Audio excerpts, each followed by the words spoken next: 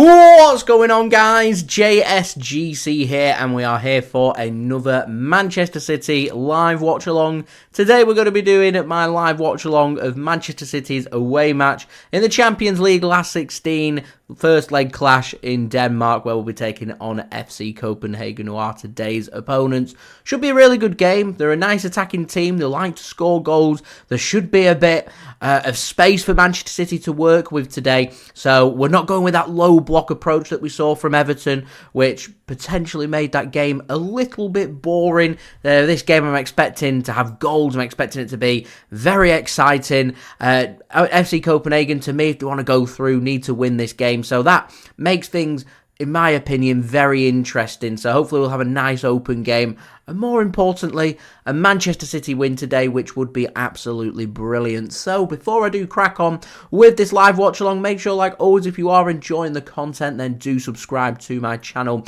Press that red button, press the bell, and put your push notifications on. We do have plenty more football and plenty more Manchester City content to come throughout the remainder of the season, so please do subscribe. It is free to subscribe. Also, don't forget social media links. They're in the description on the yellow banner too. If you want to go and follow me on my Twitter and Instagram, TikTok link also in the description too. If you want to follow me on my TikTok, email also in the description and on the yellow banner as well. If you want to hit me up for any sponsorships for any videos or any general business inquiries, don't forget as well to leave your thoughts in the live chat, including your score prediction for today's game and where you're tuning in from. We've got McLeod in the chat, welcome, tuning in from Kenya. We've got Blue Moon cheering on Manchester City today, going with a 3-0 victory for City. Haaland with 2, Rodri with the other. Great prediction. I'll be very happy with a 3-0. We've got Lydia in the chat going for a 3-2 victory today for Manchester City. We've got Larissa in the chat going for a 4-1 victory for Manchester City today. Mr. Criminal going with a 2-2 victory, 2-2 draw in today's game. We've got Sip tuning in as well, much appreciated, going for a 2-0 Copenhagen win today. From a personal point of view, of course, being a Manchester City fan, hoping that isn't the case, because that means we've got a lot of work to do in the return leg in 3 weeks' time in Manchester. But going with a 2-0 prediction there. Thank you very much for tuning in. Much appreciated. Small as well, thanks for tuning in, says let's go. We've also got Voschek in going with a 3-3 entertaining game. I reckon it's going to be entertaining. I reckon we're going to see some goals today. Andrew, thanks for tuning in, going for a 4-1 victory, I presume, there to Manchester City. Mario just blowing it out the water. Thank you for tuning in, my friend, going with an 8-1 victory for Manchester City today. I do hope you are right. That'd be hot, wouldn't it? That'd just be absolutely brilliant. And English Dawn, thank you for tuning in, says Haaland smelling blood, going for a 3-0 victory for Manchester City today. I'm going to go through the teams and then I'll give my score prediction from there. Keith, thanks for tuning in, going for a 4-1 victory today for Manchester City. I do hope you are right. Lots of positivity in the chat, so much appreciated. Big thumbs up from me. So we're going to start off today by speaking about our opponent. So this game taking place at Parken Stadium, often just referred to as Parken. Pretty intimidating atmosphere. Man City do get given a whole stand behind the goal, so it does allow for City to generate some really good atmosphere, but their manager in the build-up to this match has said that he wants Parken bouncing. He wants a top atmosphere. The fans have been in the stadium now for hours, building up atmosphere. This is a big deal for FC Copenhagen today. It's a big deal for Manchester City. It's Champions League knockout phases returning, and very much our journey to Wembley to potentially reach the final and retain our Champions League trophy for the first time ever and make it trophy number 2 in the cabinet for the Champions League. That journey continues today for FC Copenhagen, on the line for them. They have never made it past the last 16 stage of the Champions League. They've only reached the Champions League last 16 once before today. Today's their second time that they've made it to the Champions League last 16 knockout phase. It's not going to be an easy game, this, for Manchester City. I said that in my preview, and I'm sticking with that as well for this game as well.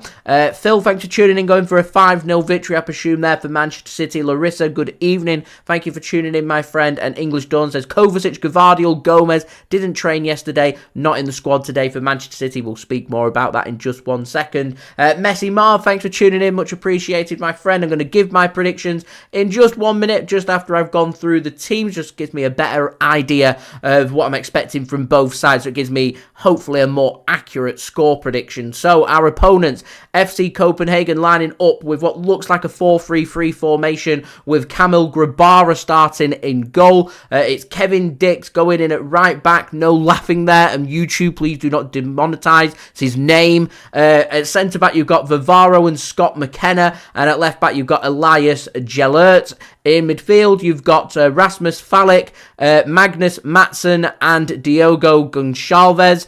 Out up top, you're on the right wing, you've got Mohamed Elyounoussi. On the left wing, Elias Achuri. And starting up top is Viktor Klaesson, captaining FC Copenhagen as well today. On the bench, got 2 goalkeepers, Gadeberg Burr and Runarsson. Also on the bench is Melling, Sorensen, Ankerson, Clem, Højlund, not the one from Manchester United, but he did play for FC Copenhagen, I think, last season. That's where United signed him from. Frodholt, Bardghji, I'm expecting him to feature at some point and come off the bench for Copenhagen today. Cornelius, Oscarson and Larsson, who is, so Jordan Larsson, the son of former Celtic striker Henrik Larsson and former Manchester United striker as well. Led by manager Jacob Neestrup. FC Copenhagen currently the holders of the Danish Superliga. They are the most historic, most prestigious, most successful Danish domestic side. So will be a challenge for Manchester City today. They've already made it out of the group stage, a group containing Bayern Munich. They topped Group A. FC Copenhagen in second. It was Galatasaray narrowly missing out in third place, and Manchester United exiting out of Europe altogether, finishing fourth. Lol. Things we love to see. Thank you, FC Copenhagen, for that, but no favours here today for Manchester City. They faced one half of Manchester, and that wasn't the better half. They've got the better half today. How are they going to get on? Of course, in the first match they faced against Manchester United, it finished 1-0, with Onana saving a very late penalty from FC Copenhagen that evening at Old Trafford. And in the return match in the group stage, they beat Manchester United by 4-3. Very entertaining game. As I said, they like to attack. They like to score goals. They'll take the game to Manchester City today. So it should be an entertaining game, I reckon. Both teams to score. For Manchester City, we're lining up today with Ederson, number 31, in goal. Our defence made up of number 2, Kyle Walker, captaining Manchester City today. Alongside him, you've got number 5, John Stones, number 3, Ruben Dias, recently single, by the way,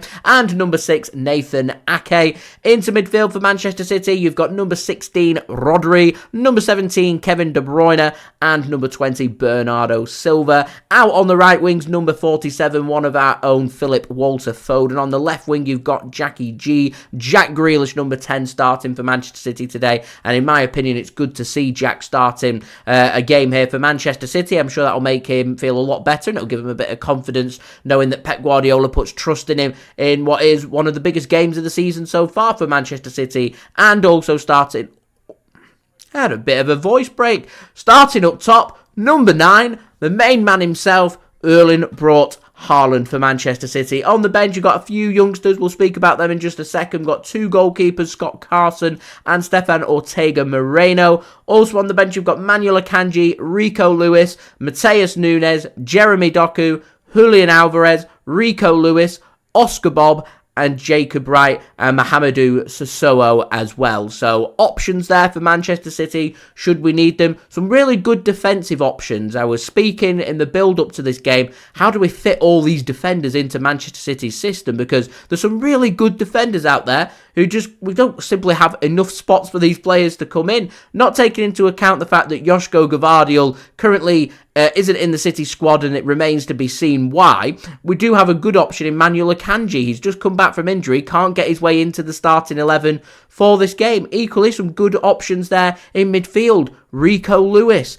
Julian Alvarez, probably a big call there for him not starting for Manchester City today. Oscar Bobb, an attacking option. Jeremy Doku, an attacking option. Matheus Nunes as well. We saw him as an attacker in the match against Everton. Also predominantly plays as a midfielder as well. So there's some really good senior options, and it's great to see Mamadou Sissoko, Oscar Bobb, Jacob Wright on the bench, potentially getting some minutes today for Manchester City as well. So to me, I like that bench. That's a bench to me that's well-rounded. It's not just star-studded, full of players who are unhappy because they can't get enough playing time. I think there's a nice little mixture there of senior players, experienced players, world-class players, and also young players hungry, ready to be given their opportunity to showcase what they can do. So I am happy with that bench for Manchester City, and I think I'm happy with the starting 11 as well. No surprises, Phil Foden and Bernardo Silva start. Wouldn't surprise me if Bernardo Silva goes on the right wing and Phil Foden goes through the middle.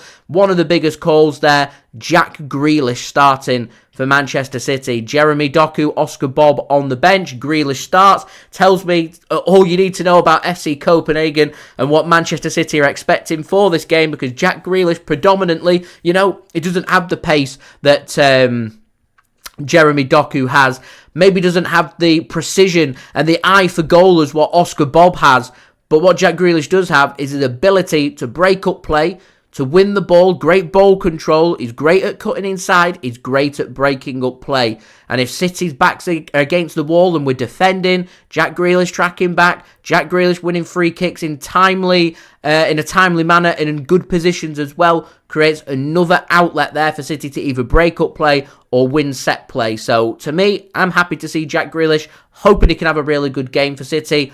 Wouldn't it be great for him to get his stats up and become Jackie GNA once more, getting some goals and assists? That would be absolutely brilliant. I like that team.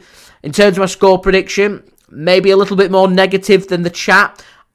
I'm not too sure if Man City will win this game. We don't need to win this game. As I said, this is a must-win game for FC Copenhagen because we've got Fortress Etihad Stadium in the second leg. It's Man City's reward for finishing first in the group that we face a team finishing second. We get the home match in the second leg. It's a big, big decision, and that's a big advantage as far as I'm concerned. I would rather be at home in the second leg than in the first leg. So when you are at home in the first leg, you need a good score. I'm not just on about winning. You're probably needing to win by 2 or 3, in particular when you're going up against the European champions Manchester City. So FC Copenhagen need a really good result. I think FC Copenhagen would probably be pretty happy to take a result here, get a draw, something to work with at the Etihad. RB Leipzig managed it last season. Bayern Munich managed a draw away from home in the knockout phases in the quarter-final last season. Real Madrid finished level at the Bernabeu. So it's very much a common theme when it gets to the knockout phases. Man City happy not to lose away from home.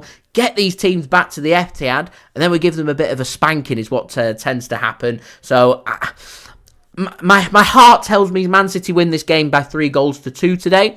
I think if it gets to a situation where Man City are drawing 2-2 and it gets later in the game, I don't see Man City going all guns blazing trying to win this game. I don't see FC Copenhagen doing so either, risking trying to win this game and risking losing this game to try and win this game. So I reckon you could see here a little bit, a typical first leg where nothing's going to be decided today. It's not the all-out, very entertaining football that we look forward to when it gets to the second leg with everything on the line. But today's very poignant in us getting to that stage. So, very interesting. I'm going 2-2. I'm going for goals today for Erling Haaland. And I'm going for a goal today for Phil Foden as well. They're my score predictions and my predictions of what I think is going to happen in this game. And I'm going for goals today from Goncalves for FC Copenhagen. And also I'm going for Klaesson as well to grab a goal for FC Copenhagen. I'm going for 2-2. So, they're my score predictions. Get your score predictions in the live chat. We have got more people tuning in, so much appreciated. Declan says, what do we think of Foden's shot on target? I reckon Phil Foden gets a shot on target. I reckon he's grabbing a goal today. I'm putting my neck on the line there and saying Phil Foden scores any time for Manchester City today. English Dawn cheering on Oscar Bobb. Oscar Bobb, of course, on the bench for Manchester City today. Verico, thanks for tuning in. Much appreciated. Mike, you see, I was going to go for a 3-2. I weren't sure. I'm sticking with 2-2, playing it safe. But Mike putting neck on the line there, going for a 3-2 win for Manchester City. English Dawn says cranes going in at the Etihad campus. More than likely not going to have a construction update for this month, as I'm just super busy and just got so much on. But March time, hoping to get another construction update. We'll have another good look at the Co-op Arena, as English Dawn says there. Eagles farewell tour, only UK gig, the Co-op Live Arena at the Etihad campus. I'll have all the latest on that, the North Stand expansion, and of course all the activities going on outside of the North Stand, with the new kiosk going up, so new food and drink outlets, as well as a new museum, new hotel, new skywalk.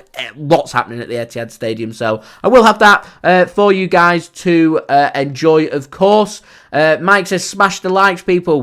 We've done a good job here. We're already on to 39 likes. Just 61 likes to go, so any help towards 100 likes would be much appreciated. Nikosi, thanks for tuning in, says Pepe's going for a solid scoreline, reckons 4-0 today to Manchester City. We can relax for the second leg because, and what Nikosi says here, very correct, it's sandwiched between two very big, very important games for Manchester City. Sandwiched between Manchester Derby, Etihad Stadium against Manchester United, and that very important Premier League game against Liverpool away at Anfield. So Man City, if we could get a good scoreline today, then we need to go out and do so. And Nikosi is saying Manchester City gone with a very strong team, reckons that could happen. To me, today is all about Manchester City being in a good position to go through to the quarter-final, whether that be Manchester City winning this game 3-4-0 or Manchester City getting a result today. I'm happy with anything but a loss. I'm happy with, because Man City are firm favourites going in at the Etihad, and I back us to beat every single team left in the competition at the Etihad Stadium, and I back us to beat every single team left in the competition by at least a couple of goals as well. What we don't want to do is put ourselves under pressure, and as Nikosi says, match between Man United, match between Liverpool, sandwich between the return match, and Manchester City will want to be in a good position where we can be in a position to maybe take our foot off the gas and rotate a little bit, which would be ideal, but is that going to happen? We'll have to wait and see. So on the opposite end, we could have done with Manchester City being at home for the opening match here. So we could go out there and try and win by 3, 4, 5 goals, so we can rotate and rest players in the return match. Now, that's actually just thinking out loud here. Would that not be a better idea? I said Man City are at an advantage being at home for the second leg, and I always think that is best, but some people will disagree, and football clubs would disagree, because they could look at the schedule, they could look at the fixtures that we've got and decide, because surely if you're finishing first, it should be up to the team to say, right, so for example, City have drawn FC Copenhagen. Man City could have just said to UEFA, right, okay, we've looked at the schedule, and we think we'd be better off playing at home first and away in the second leg, and UEFA can say, you're the team that finished first, you decide, do you want to go at home or away for the first leg, and decide from there. So yeah, just a little idea, but of course they're doing lots of exchanges, lots of changes and adaptations to the Champions League for next season, so we'll deal with them when we get there. There's too much happening in football right now, isn't there? Mario sticking with his 8-1 victory for Manchester City. P. Diddy, thanks for tuning in. Says, so curious about the score today. It's an interesting one. Could go lots of different ways. We'll see. We will see. Tom says, hi guys, just joined. Score predictions for tonight. I'm going negative 2-2 is what I reckon. English says, Jay, huge soak away. Just been installed under the new fan zone, now covered with earth. Keeping me up to date there, English Dawn. Thank you very much for that. I'll make sure I get that mentioned on my next construction update. Mario saying City winning 8-1, relax for the second leg. I love that. 8-1 Manchester City. Right, we are not too long away from kickoff, less than 7 minutes now to kick off for this game between FC Copenhagen and Manchester City. Live Leipzig, the other game taking place in the Champions League today. You've got a lot of fixtures actually taking place in England, and you've got Champions League action. The other matches, RB Leipzig taking on Real Madrid. Real Madrid, of course, not got Jude Bellingham out injured. They're hoping to have him back for the second leg, but missing today. So if RB Leipzig could get a good result in Germany, that might make things very interesting. Mike says, Jay, thoughts on Arsenal destroying West Ham by 6-0. Firstly, excellent win for Arsenal. Very much title contenders as far as I'm concerned. Massive match last weekend against Liverpool. They overcame the obstacle. They won the game. They won the game comfortably in the end.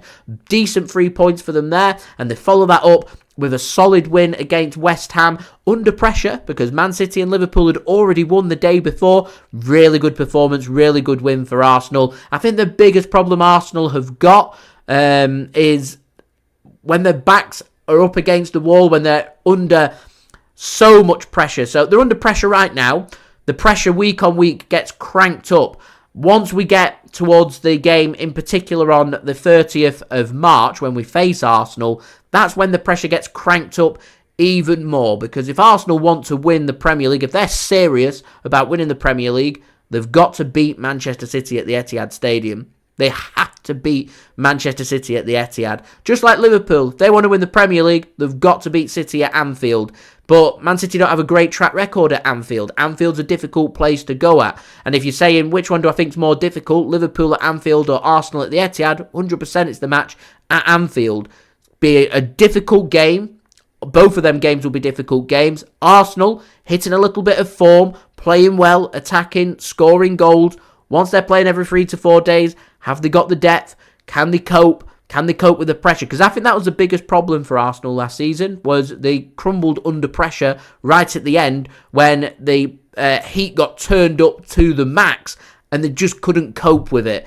And it will get to the same stage again. City have been there already. We don't crumble. Liverpool have been there and missed out on the Premier League under tremendous pressure. Can Arsenal, have they got the bottle to do it? Well, they need a result at the Etihad. To me, they need to beat Manchester City at the Etihad if they're serious about winning the Premier League. So until we get to, March is a massive month for City. Absolutely massive. Liverpool and Arsenal, huge games. Arguably, we'll be playing them as 2 consecutive Premier League games because we could well be in FA Cup action the weekend after the Liverpool match, and then it's the international break. So we will see. We will see. Mario, game starts very soon. Players are just making their way out of the tunnel. You've got various displays on show for everybody to see. It's a bit of a shame that UEFA don't allow pyrotechnics into stadiums, isn't it? You'd have had a good pyrotechnics display from FC Copenhagen, but not to be, so you're just left with their normal displays instead. Mike says, Arsenal trying to follow City's footsteps. They can't handle the top pressure as they're not as good as us. As I said, we'll see. March gives me a better indication of where Arsenal are at, where Liverpool are at, and where Manchester City are at. By the end of March, after that game with Arsenal, I'm almost certain we'll be down to a 2-horse race from a 3-horse race. Which team's it going to be? I'm not too sure. If you're looking at the quality, anybody's pick. Absolutely anybody's pick. Mike says Phillips is average at the Hammers. They need a lot better players if they want to be top 5 contenders. I think that game against Arsenal showed that West Ham aren't really at the races. They're not. There's a big gulf in difference for me. Spurs are a decent team. There's a big difference between Spurs and Arsenal. There's a difference between the top 5 or 6 and downwards from there. So we will see. As the Champions League anthem is playing in this match, so if you're at home, feel free to boo along. Nay, thanks for tuning in, much appreciated. Tom going for a 4-1 victory today to Manchester City. Julia, greetings, honorary member. Love that. Thanks for tuning in once more, Julia, much appreciated, and welcome. I hope you are having a cracking evening, and as I said, is an honorary member here of the JSGC channel, so if you do want to become a member, that would be much appreciated. It is only £1. Mike says, look at that lineup. Incredible from Manchester City as there's a couple of yellow card warnings for FC Copenhagen. Vavro, their centre-back, on a yellow card warning, and Mellin on the bench also on a yellow card warning to be suspended. Dudley going for a 3-1 victory today for Manchester City. Blue Moon says, get them likes in. We're already halfway now. We're now just 47 likes away from 100 likes, so any help towards that would be much appreciated. Julie reckons City winning today. Have I been negative going with a 2-2? Maybe. Nath, Haaland is playing today. Your Manchester City starting 11 is Ederson in goal, Kyle Walker, John Stones, Ruben Dias, Nathan Ake as our defenders. Rodri, Bernardo Silva and Kevin De Bruyne as Manchester City's midfield, with Phil Foden, Jack Grealish and Erling Haaland starting as City's attacker. Watchalong going for a free thriller in this game. Tom reckons Haaland needing a hat-trick tonight, following on from his 2 goals that he scored, of course, in Manchester City's game at the weekend as we beat Everton by 2-0. Only one Manchester City player on a yellow card warning, and that is Ruben Dias.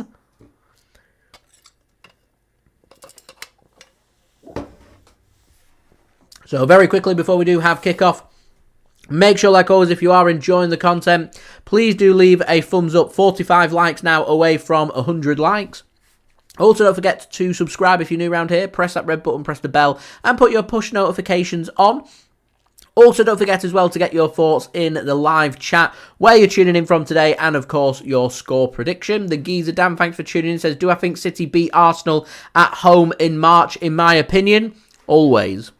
I back Manchester City to beat anybody at the business end of the season, whether that be home or away. But certainly at the Etihad, I think Manchester City win that game. As we are ready for kick-off, Copenhagen going to be getting us underway, attacking from left to right. Manchester City attacking from right to left. And FC Copenhagen do get us underway, playing in all white today. Manchester City playing in their 3rd kit, that Lightning kit, which is near enough all black from Manchester City. There's a long ball sent forward here by Copenhagen. They flick it on into the penalty area and they're geared up a shot, and Rodri gets his foot onto that and takes a hit as well, and he goes down and may need a little bit of treatment. No, he's up on his feet, which is good to see. He's walking very gingerly, limping around there. Takes a hit there from Klaesson, the striker for FC Copenhagen. Watchalong says, do I reckon we win against Chelsea at home? Of course, Man City's next game and also our next game in the Premier League. I reckon City get the business done there. I reckon it'll be a solid win for Manchester City in that game as well against Chelsea. But, you know, Chelsea managed to get a decent result at Stamford Bridge against us, managed to pick up the draw. It was 4-4 that day. Cole Palmer was in scintillating form. He's done an interview, was either today or yesterday, speaking about Manchester City and saying, is he more motivated now than ever to prove a point to Manchester City? And he says he's always looking to prove a point every single game he plays, and the game at the weekend against City is no different.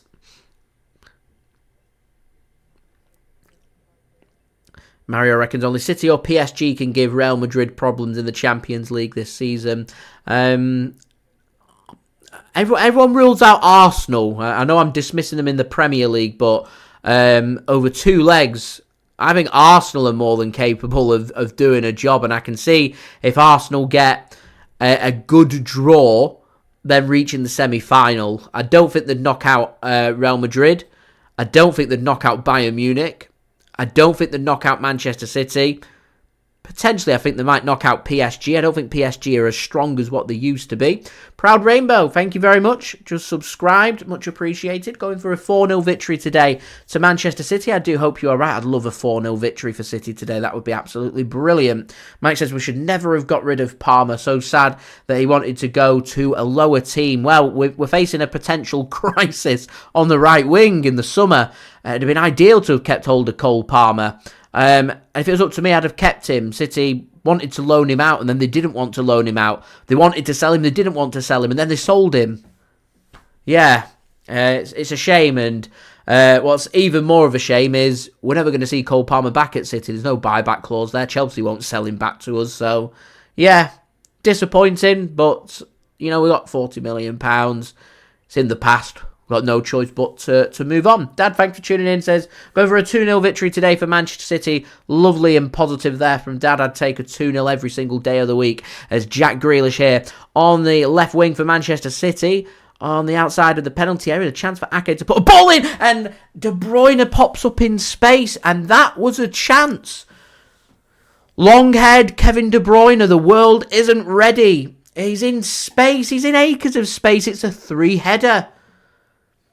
That should be on target for me. I don't think De Bruyne realises just how much time he had. He glances at it and he goes too early. And because he goes too early, it goes wide. Should have been on target. It's one of them areas where he wanted Haaland. He was just a little bit further back. I think if that falls to Haaland's head, I think he buries it. Rodri goes with a nice early ball into Kyle Walker into the penalty area. Copenhagen take no risks, and Vavro puts that one into the stands. Let's check. It was very close from Kevin De Bruyne.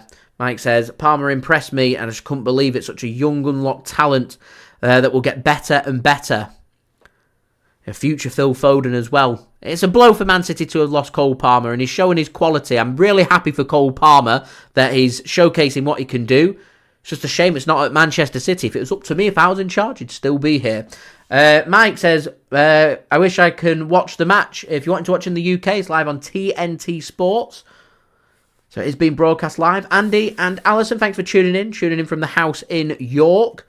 Sees Gomez isn't in the squad. I'm not too sure why he's not. There's young players in there, so not sure if he's picked up an injury or he's ill. I don't know what's happening with Gvardiol, also not in the squad. He's not travelled. Kovacic, not in the squad, not travelled as well. Not really had any updates on these players.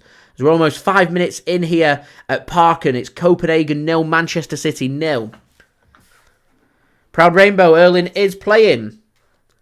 Big fan of Erling Haaland as well, as FC Copenhagen looking to spring a counter-attack on Manchester City, but Kyle Walker, furthest man back, rapid, cuts that one off for Manchester City, and no opportunity there for FC Copenhagen. And more importantly, City can have some possession and can come forward here. Bernardo Silva then works it sideways to Ruben Dias.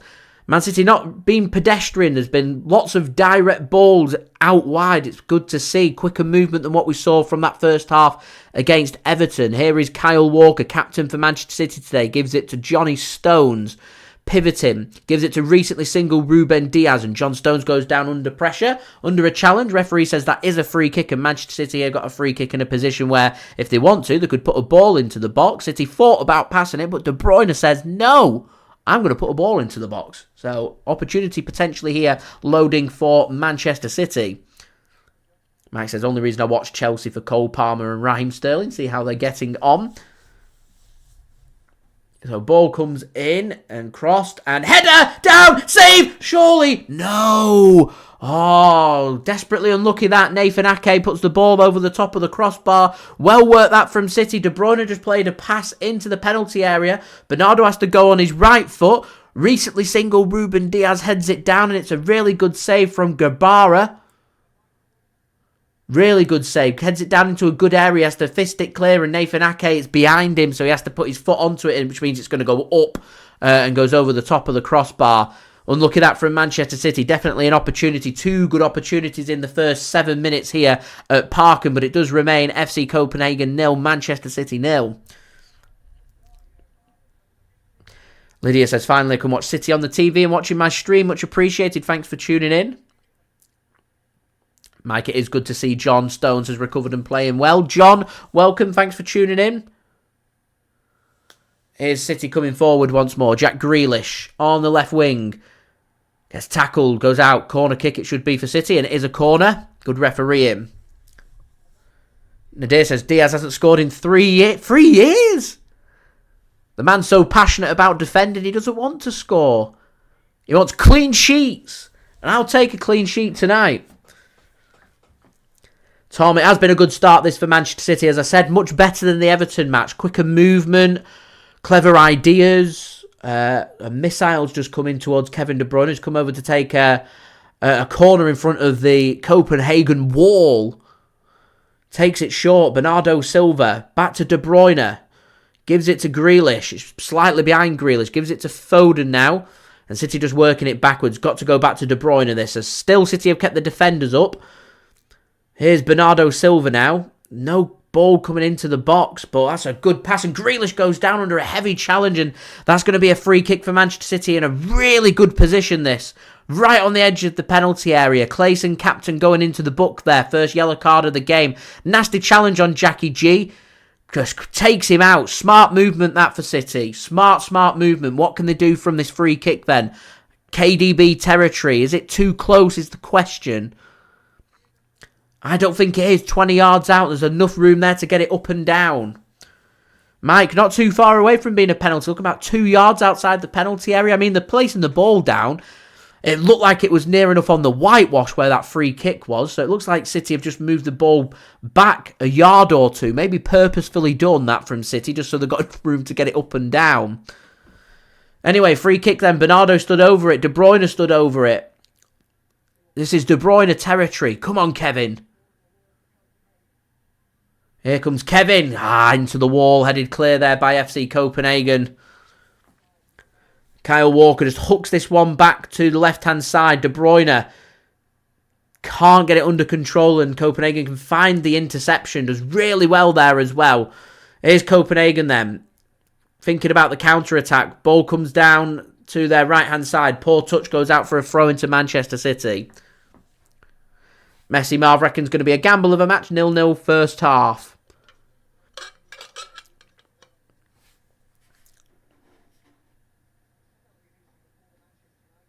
Well, it's been a rapid start, Mike, for Manchester City. Rapid start. Maybe I should have gone with 3-2 rather than 2-2. We'll see. We'll see. Here is Kyle Walker then to John Stones. Worked to recently single Ruben Dias.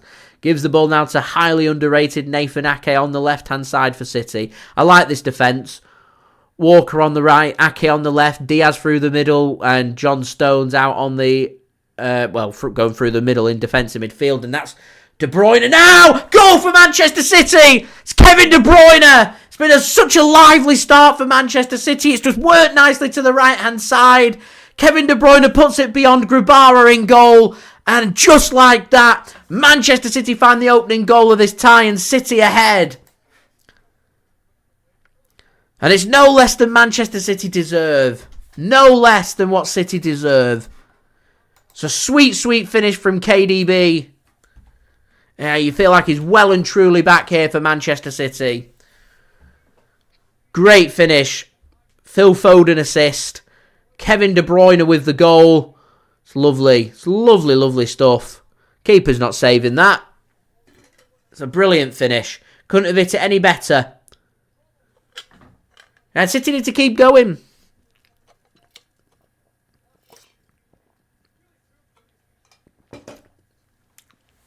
Really good stuff that from Manchester City. Rightio then, guys. Just 36 likes away from 100 likes. Any help towards that would be much appreciated. Also, don't forget to subscribe as well if you're new around here. Press that red button, press the bell, and put your push notifications on. What's been more impressive here for City is they've limited Copenhagen to absolutely nothing. They've not had a sniff. Have they even touched the ball in Manchester City's half? It's been constant pressure from Manchester City, and that pressure has told after 11 minutes. How City have started here is what I wanted us to do against Everton. Blistering start, looking for goals, nice and positive, working the ball nice and quickly, being direct when they need to be direct, be smart. It's just been a very good start, this, for Manchester City. We put ourselves in a good position here, and what you want to go and do, try and get that killer 2-goal cushion now. Work to the right-hand side. Here's Philip Walter Foden. Proud Rainbow. He is 6'4". Big Erling. Gives the ball to Rodri now.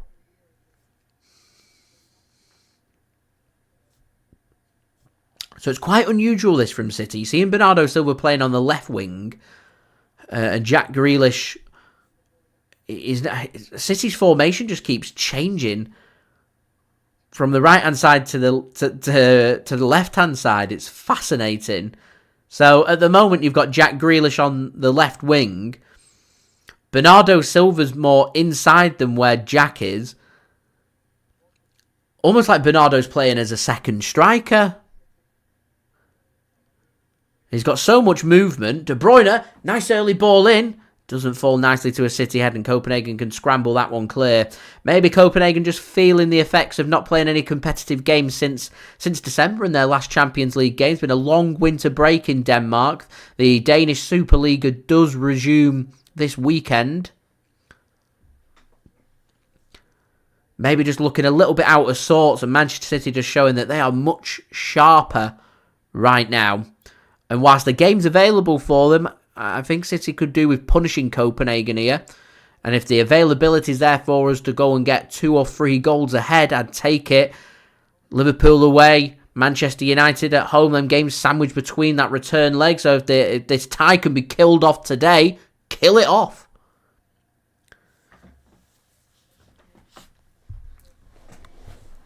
Lovely, lovely finish for Kevin De Bruyne for Manchester City for that opening goal. Lovely finish. Here's Jack Grealish then. Works it to John Stones as we're now 33 likes away from 100 likes. Here is Kyle Walker now to John Stones. Here is Philip Walter Foden. Rodri's got his arms up. He wants the ball.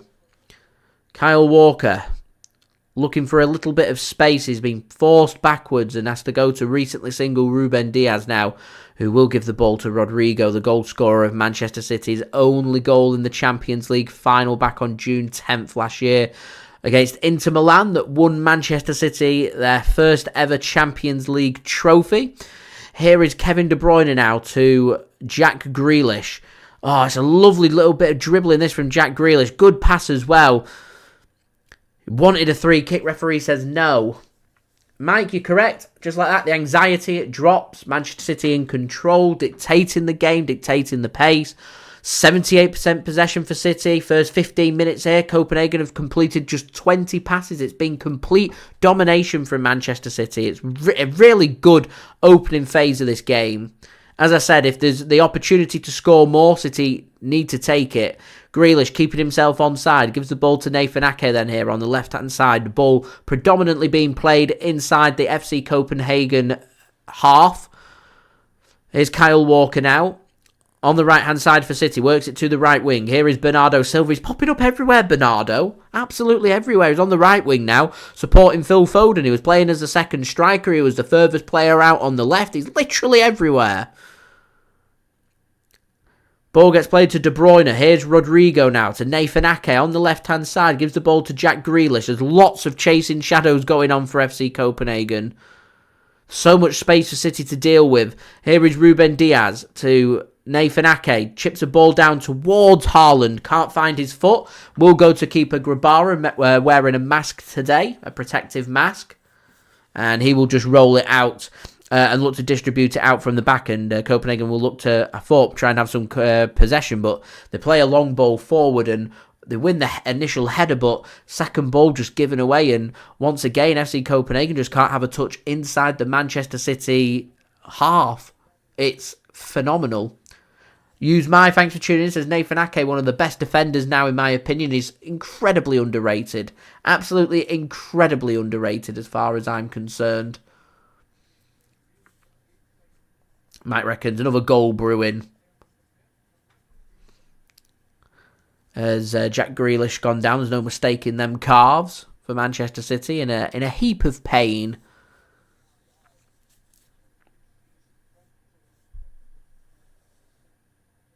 John not happy with Super Bowl 58.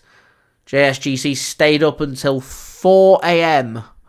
watching the Super Bowl on Sunday night, Monday morning here in the United Kingdom.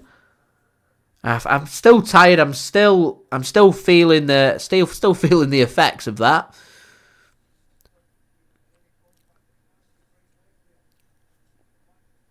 I mean, Jack Grealish, there was a challenge on him, but there weren't too much in it, and he's just gone down unchallenged. I don't know if he's pulled his hamstring or he's done something there.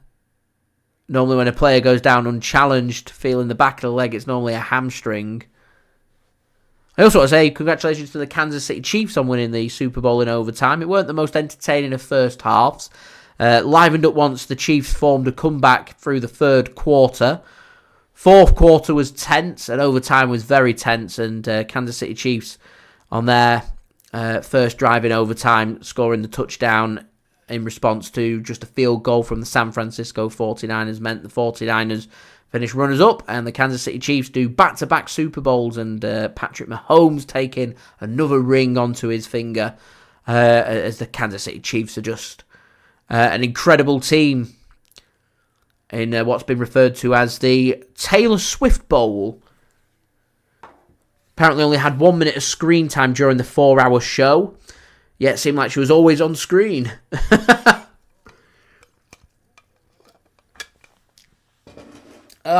Andy, I'm congratulating the Chiefs because I don't think they've had their best of seasons through the regular season.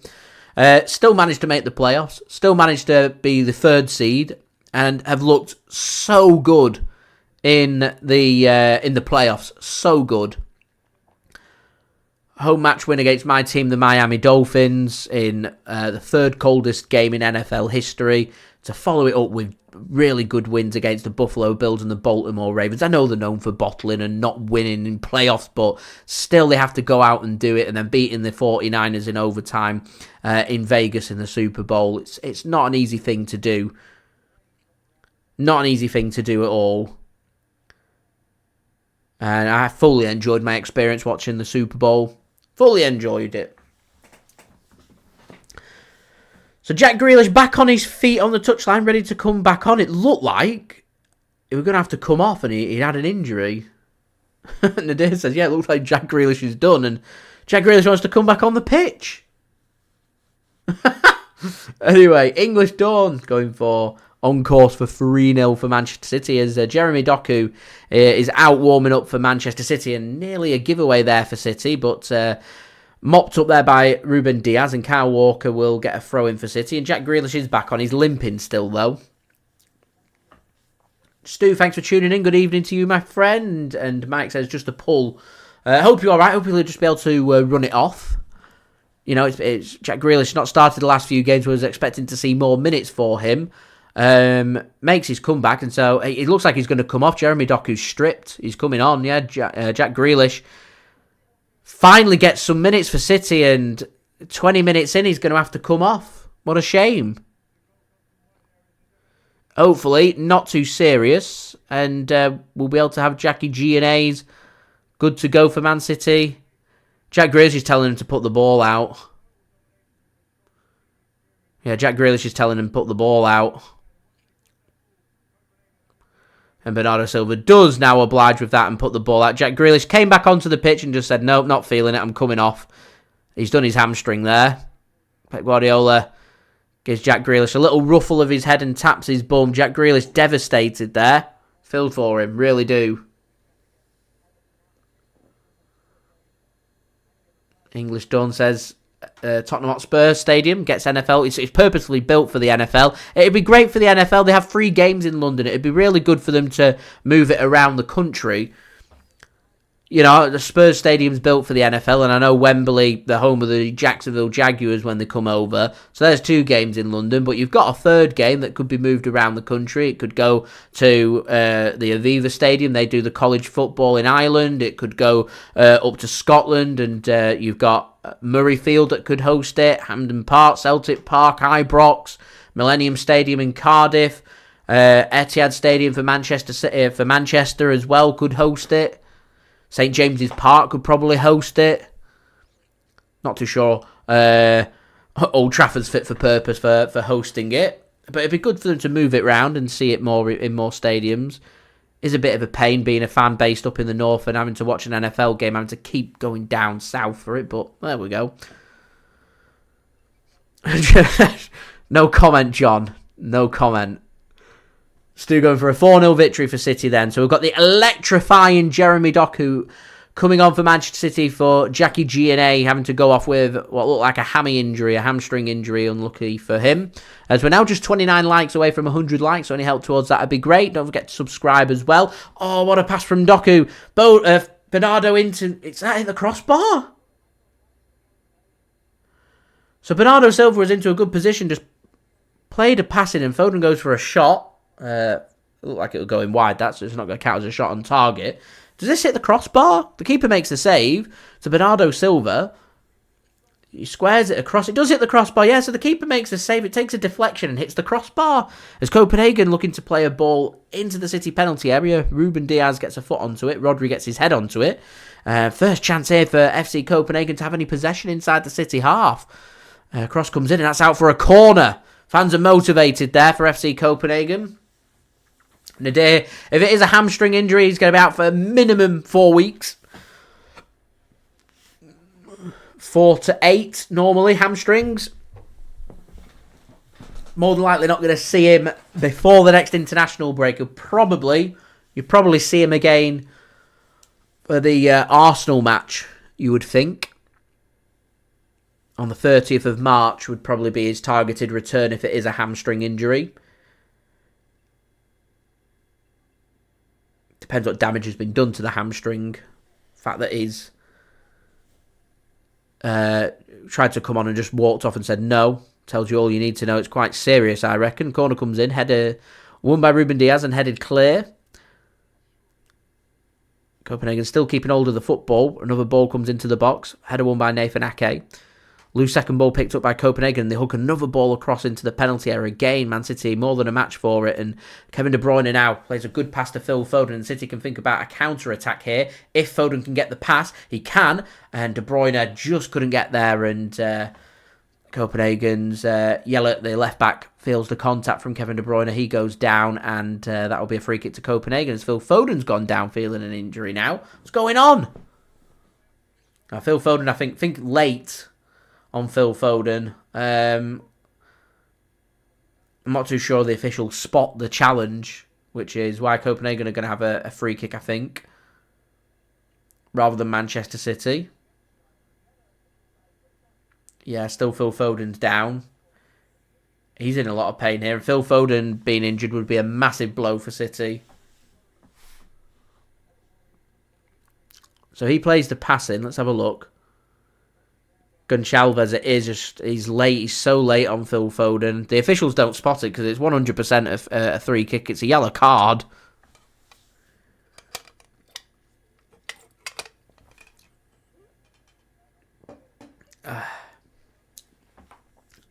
They're saying all my days are plays made of biscuits. I like that.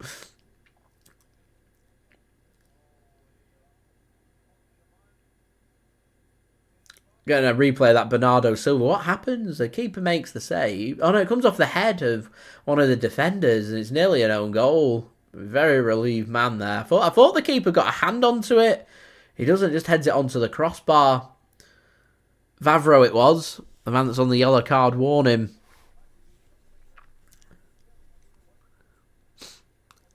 English Dawn. I'm on English Dawn's side here. It's levelling up. It's about making things fair. The amount of things that fall down in London. Obviously, it's got the biggest population down there, but they get their whole host of events. There's 3 NFL games, consecutive weekends in October. 3 of them. Every single one down in London. There's the stadiums in the UK. They're built differently. There's some smart, beautiful stadiums that are fit for purpose. I maintain this. If there's ever a World Cup and the host country cancelled the World Cup or they couldn't host it, and on a second's notice you needed a country ready-made to come in and host a World Cup with enough stadiums spread about to make it fair and make a good competition, there's only maybe 3 countries. I was going to say 2. 2 in Europe, Germany and the UK. The UK is the other one. And probably the United States of America is the other that could do it. So many smart stadiums in the UK. There's no reason for 2 matches to be played at Spurs Stadium and 1 at Wembley. There's 9 miles that separate them 2 stadiums for 3 big NFL games. And also for the travelling fans that come over. You know, there's a lot of Americans that come over. It's a shame that they don't get to see other parts of the UK other than London. No disrespect to London, but there's prettier areas to see in the UK.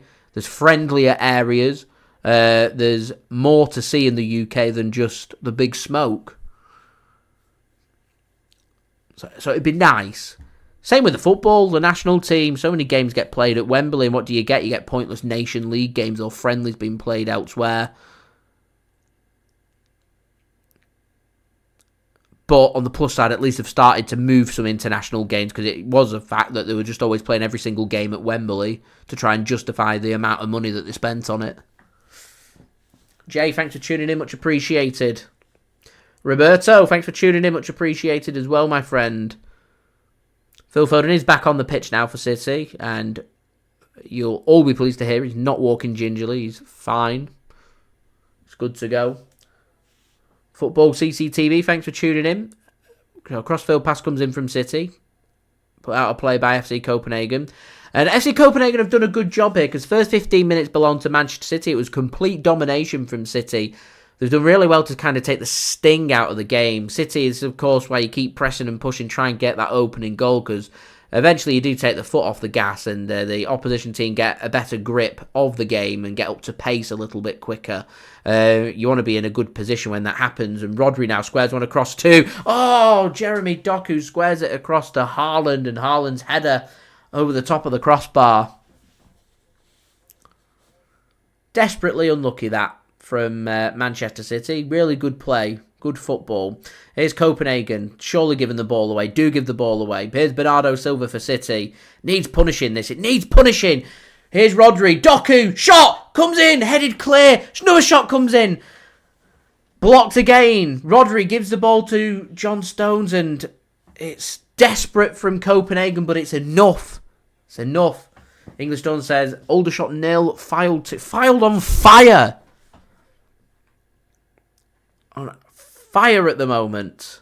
I went to visit them as part of my Tier 10 challenge for the season over on my dedicated football channel, the JSGC football channel. You can go and check out the channel. Links in the description.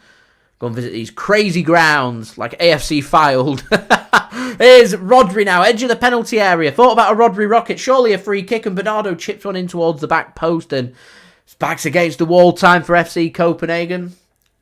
Mike says, I'm a Wrexham fan myself. Had the pleasure of visiting Wrexham as well. Over on the football channel. Not last year, the year before. November 2022. Very exciting project.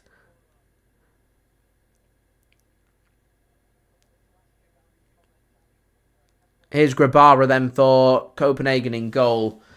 They're surely just going to launch this one clear. They do, and it's header won by City, and De Bruyne just...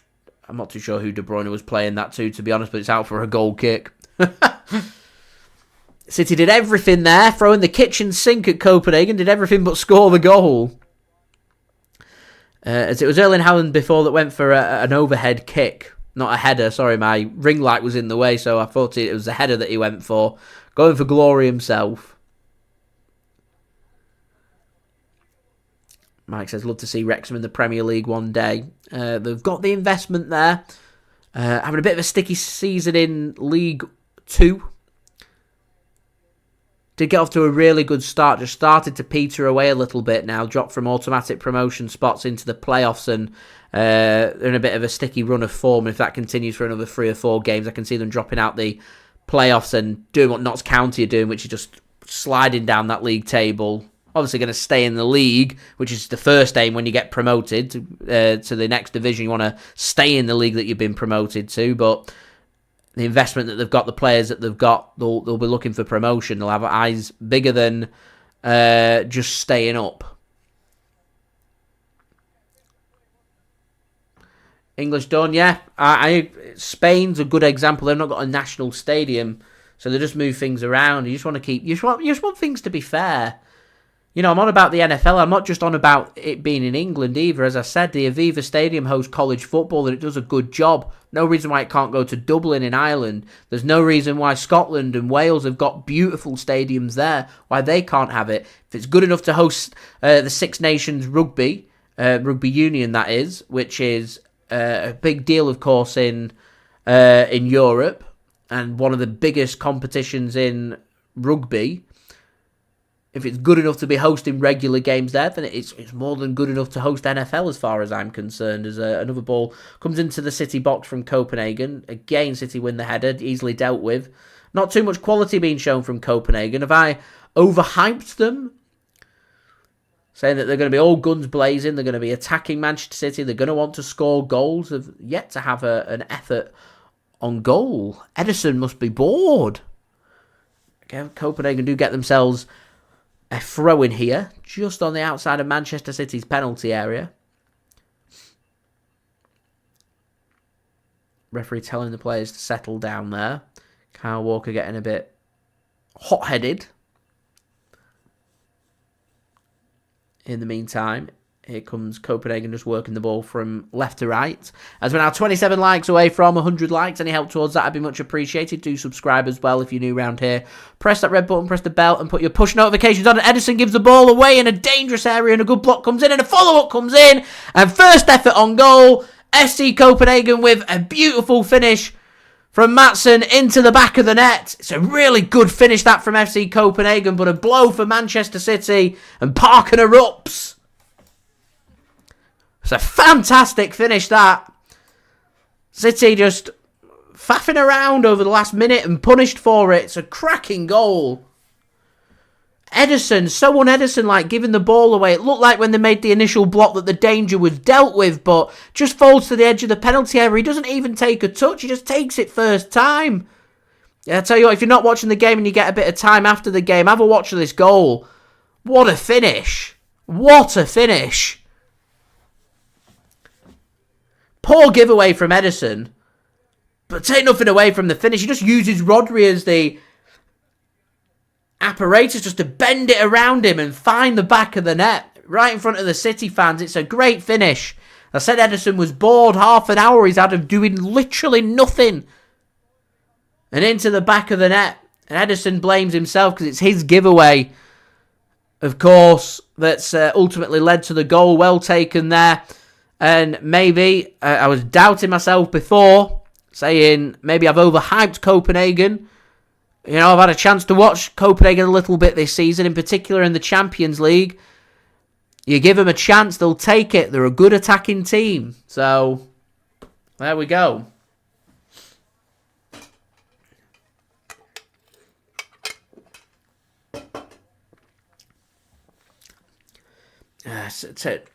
Just a little setback for City. Nothing more. It's been a good half an hour or so for City. Limited Copenhagen to very little. It's disappointing. When your goalkeeper gives the ball away 20 yards out, you're in bother. Copenhagen have done it a couple of times and City haven't punished them. We had a well-taken goal before from De Bruyne. Yeah, we probably should have scored again. We haven't. It's 1-1. You know, we're not behind. We're not panicking. There's loads of time left here for Manchester City to try and get a really positive result out of Parken. So I'm not concerned by what I've seen. I feel like how I felt for the away match against Brentford, where I've watched City and I've seen enough from what I've seen that I'm happy. And I think Manchester City can go out there and still pick up that win. And I'm going to say what I said a lot last season in the Champions League. We're away from home. First leg, Copenhagen are well up for it. Man City getting a result today is a good result. Copenhagen not winning today is a bad result for them as far as I'm concerned. They'll take pride off taking a result today. If they get a draw, they'll take pride on getting a job done on the European champions. But Man City will be firm favourites. Get to Fortress Etihad. There just isn't a team, I don't think, that beats Man City at the Etihad in the Champions League this season. Which means if we're to exit the competition in the matches away from home, they're the key important ones. And in European football, it's so important that you don't lose. Ball comes in from Bernardo, dealt with by Copenhagen. Nathan Ake mops that one up very nicely. Recently single Ruben Dias. Got Kyle Walker as the option on the right. Uses that option. And all of a sudden, a bit of a spring in the step here from Copenhagen.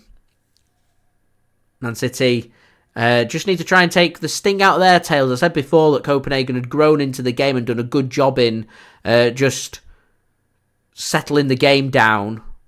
And then all of a sudden you had a bit of a rush from a poor giveaway and Man City nearly made it 2-0. Other than that, City haven't really threatened, and at the moment it's Copenhagen that are looking to try and press and force the mistakes from City. So it's important that City don't make them mistakes, that just keep playing their normal football, patient build-up, and see what they can make happen. As City, I thought they were going to get a corner there, but not to be, and it is going to be a goal kick. Pass came in from Bernardo Silva to John Stones. Villa, thanks for tuning in, much appreciated.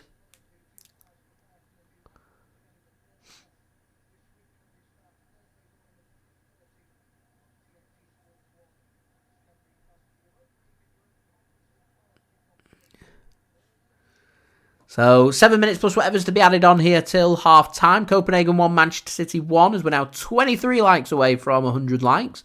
So any help towards that would be much appreciated.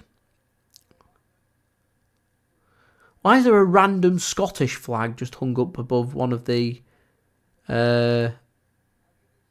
concourse entrances? And it's not in the Man City end either. As Copenhagen to the penalty area have a shot. Far too much on that. Blazed over the top of the crossbar. And that'll be a goal kick for Manchester City. And you can see Copenhagen just growing in confidence.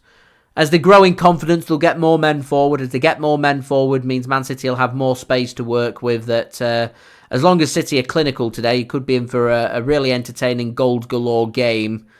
And it's just taken Copenhagen half an hour to wake up, and it's taken a Man City error for that to happen. So that's the disappointing part. However, first 40 minutes, City have played some good stuff, showed lots of intent. Next goal, absolutely massive. Stephen, thanks for tuning in. Much appreciated, and good to see you as well. Worked very nicely that to the right-hand side. Nice to see some of the Copenhagen faithful showing their appreciation for that good ball with a bit of applause. Here's Ruben Dias then for Manchester City. About 40 yards out from goal. Right smack in the centre. And it's Kyle Walker, nice direct pass into Phil Foden. A bit of space here for De Bruyne. A bit of space, and there's enough space for him to put a ball into the box. Jeremy Doku can't keep that one in. It's too deep for everybody, and that'll be a goal kick for FC Copenhagen.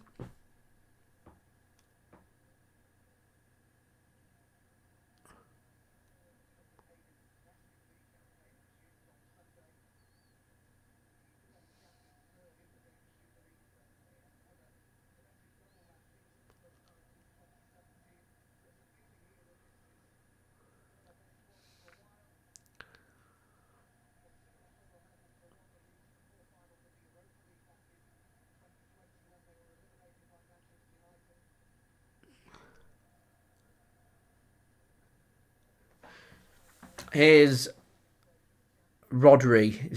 Forgot the ball then. He gets pulled back, and that'll be a free kick for Manchester City. Inside the centre circle, just inside the Copenhagen half. So 4 minutes. Question is, can City maybe create themselves one more decent opportunity before the end of the half? That's the question here. Well, that's worked ever so nicely to Phil Foden. And here's De Bruyne now in the penalty area. Squares one across, and header won well by FC Copenhagen. And they can get that one clear from the toes of Phil Foden as well. Cop Dat, thanks for tuning in. Much appreciated, Freddie. I missed Nazari. Samir Nazari blast from the past. I've not heard Nazari's name in ages.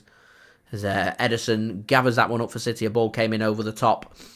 And Ederson reads that one very well. And I'm sure that'll give him a little bit of confidence from that earlier giveaway for the Copenhagen goal. Here's Jeremy Doku. Drives into the penalty area. He's got the pace, but FC Copenhagen, it's beautiful defending. Yeah, he has every right there to rile the crowd up there, whoever number 19 is. Maybe JSGC needs to do his homework. Who is number 19? So I could do with a programme. Who's number 19? It's excellent defending. He celebrates that like he just scored a goal. But it's not easy keeping up with Jeremy Doku. Really good defending. And I appreciate seeing good defending. And I appreciate seeing passion for defending as well.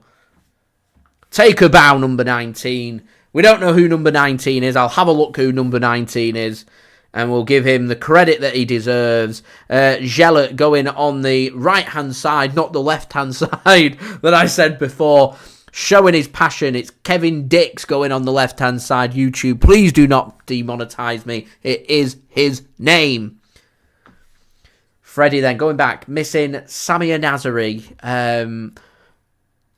Samir Nazari and his drip doctors. Alex, thanks for tuning in. And thank you very much. Showing the appreciation for the new style of thumbnails. Yeah, just trying something new with the thumbnails. So if you guys are digging it and it's helping to boost my videos and things, then all good for me. I'm happy with that. Mike says, pretty cool defender. Mathoo, thanks for tuning in. Much appreciated.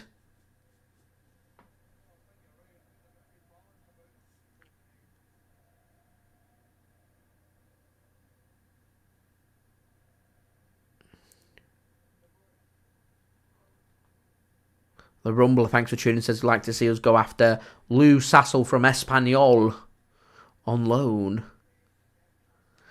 Messi Mar says he's got money on City. If they lose, he's getting emotional. So if they lose, I'm losing the plot if they lose today.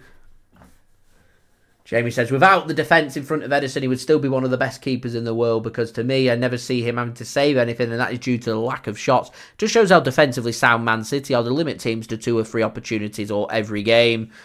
With just how City play, it leaves City a little bit vulnerable at the back, and if you do a poor giveaway like Ederson did there, you leave yourself extra exposed that something could happen like it did. It was a good finish. Obviously, poor giveaway for Ederson, but in terms of actually making the save on that, you're not making a save because it's just a really good finish. As I said, I show my appreciation for good defending. I show my appreciation for good attacking and scoring good goals, and it was a good goal. Alex, thanks very much for my NFL video. A great watch. I do try my best. Lots of passion for the NFL.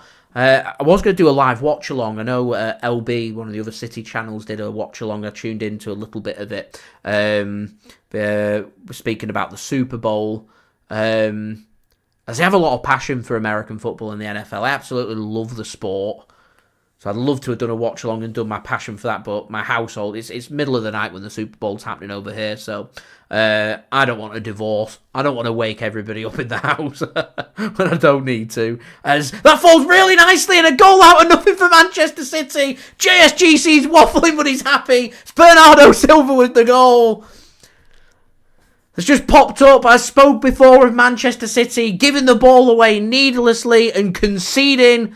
FC Copenhagen give the ball away needlessly and concede, and it's Bernardo Silva putting the ball into the back of the net, making it 2-1 to Manchester City here, and a lead just before half-time.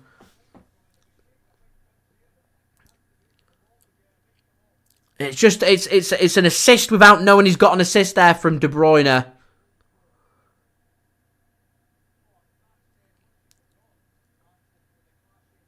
Does it come off Maatsen, the goal scorer? It might come off Maatsen, actually.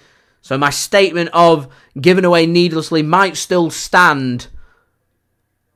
It weren't dealt with at the back by Copenhagen. And I don't think FC Copenhagen expected it. Only Bernardo Silva did. I certainly didn't. I was caught out. And Bernardo Silva pokes that cool as you like into the back of the net. 2-1 City.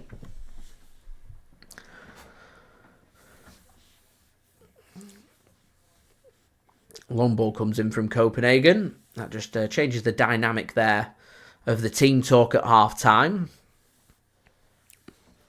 As I said, I just never was that concerned with how City have played, that I fancy that City would score a goal, that City would get that goal.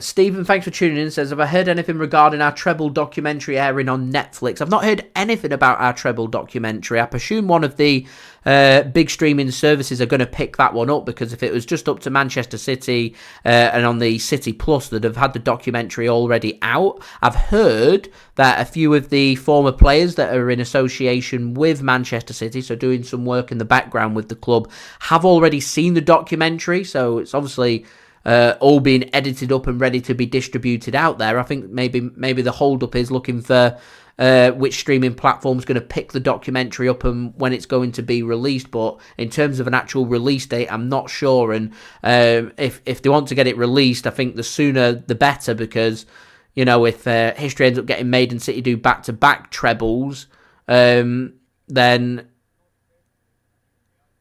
surely you'd have wanted the original treble documentary out before that does happen. And they are running out of time. And, you know, it's been June when Manchester City completed the treble. And whilst everybody's talking about it, you'd have wanted that out as quickly as possible. But it takes time to edit things up. So it'll be a good watch regardless. Hopefully it'll be out soon. Don't know when. We'll see. Mario says, Real Madrid match in Leipzig, 0-0 half-time. We will go and do some go around the grounds. We'll do that now, actually, as it is half-time here. Whistle does go. So, been a good half of football, that, for Manchester City. Man City currently lead by 2-1.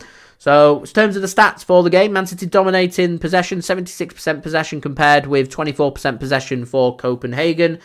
Copenhagen with 3 shots, 1 on target, 1 goal. How many times have we said 1 shot on target, 1 goal for the opposition? Manchester City with 12 shots, 4 on target, 2 goals. It's been clinical from Manchester City. They'll be looking for a better shots to on-target ratio. There's more goals in this game, so we'll see what happens in the second half. It's not like the Everton game where City were having some shots but putting nothing on target and not finding the back of the net and not testing Jordan Pickford. It's not been like that in this game. It's been very much when Man City are in a position to put the ball into the back of the net. Twice they've done it. Maybe should have had a third and hit the crossbar. So, Man City looking good. I fancy there'll be more goals in the second half, and hopefully Manchester City can come out with a really positive result. If we can go out there and score the next goal, that puts Man City in such a strong position for the tie.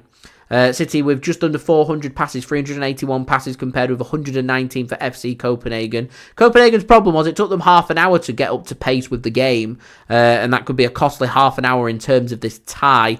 Manchester City went at them all guns blazing. It was very much all about Man City first 15 minutes or so, and it took them a while just to grow into the game, and Manchester City managed to get on top of that.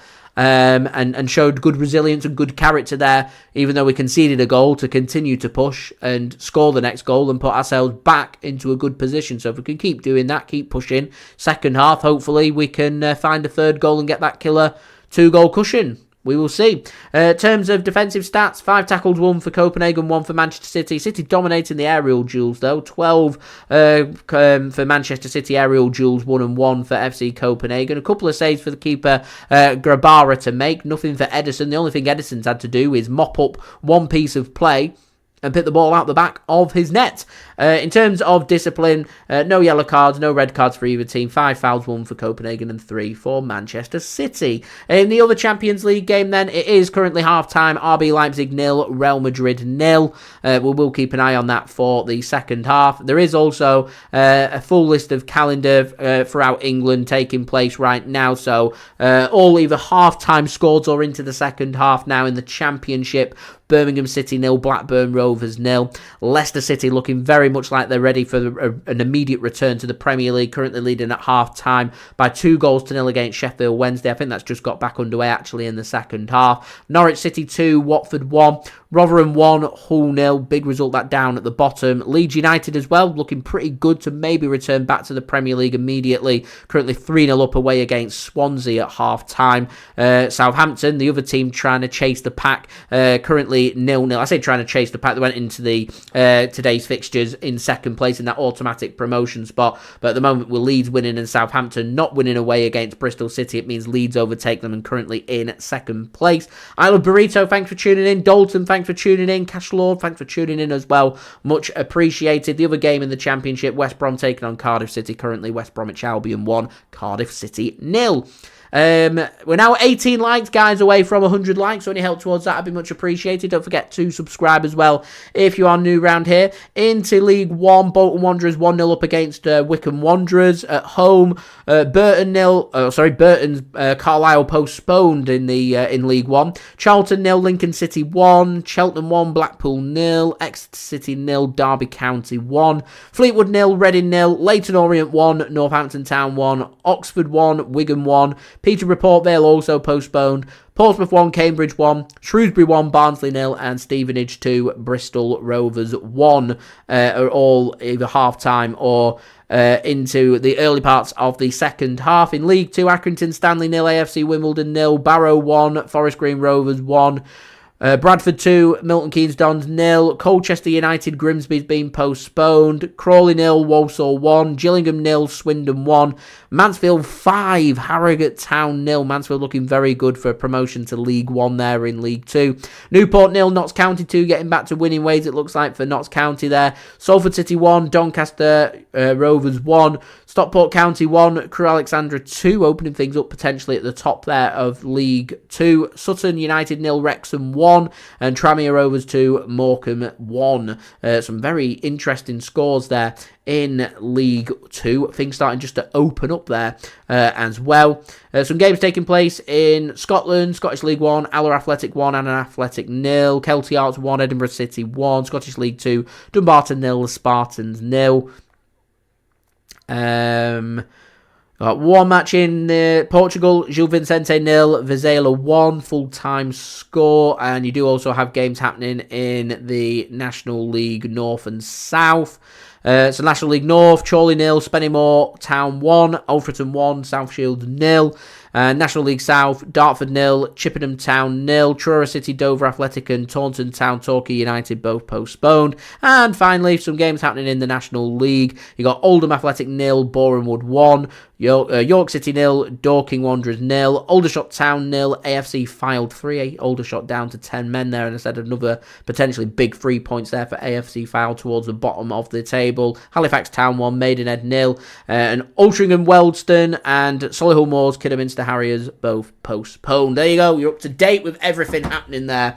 As Larissa says, make Watford 2, Norwich City 2, already getting some goals there in the second half, with the majority of them games kicking off at 7:45 p.m. GMT, with this game kicking off at 8 p.m. So they're all 15 minutes ahead of where we're at with this game. So do get your thoughts in at half-time here. Manchester City leading by 2-1. It was an opening goal for Kevin De Bruyne before an equaliser came in for FC Copenhagen from Matson before Bernardo Silva right on half-time, putting Manchester City back ahead and leading here by 2-1. So we do have some half-time entertainment. You guys are asking what we're going for today. Well, in the last stream, quite a few of you guys were saying, have you got anything non-alcoholic? Everything always seems to be alcoholic. Is there anything non-alcoholic? So I've been in touch with Mick Sid at the weekend, and I've said, Mick Sid, what's your best videos that you've got? He said non-alcoholic, the Shirley Temple cocktail. Well, we had that a couple of weeks ago. I'm not using the same entertainment again so short after using it last time. So I said, what's the next best one you've got? He said there's a porn star martini mocktail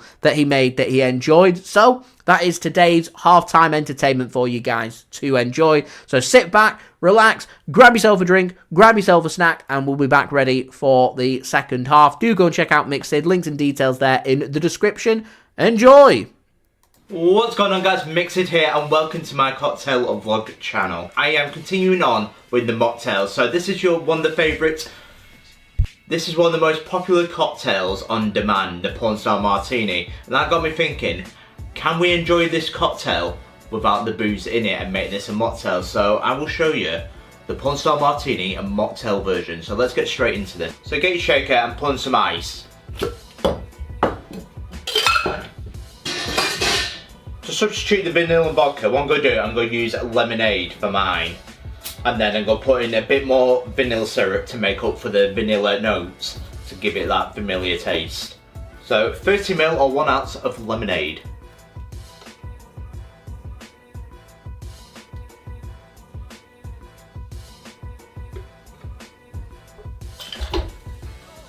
So to make up for the Passoa, I'm using Rubicon, which is a passion fruit soft drink. So 20ml, just under 3/4 of an ounce. Next, a familiar ingredient this time, 20ml, just under 3/4 of an ounce of passion fruit puree or passion fruit syrup.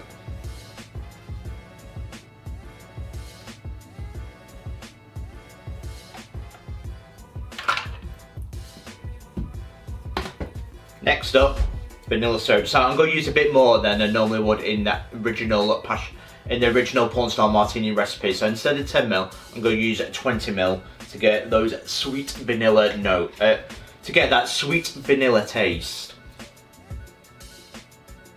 So 20ml, just under 3/4 of an ounce. And the last ingredient into the tin, guys, is 50ml or half an ounce of fresh lemon juice. So instead of using egg whites, I'm going to use my miraculous Better Bitters. I just love Better Bitters, especially this miraculous foamer, as it is the best. So we're going to put in 2 pipettes as I want it nice and foamy.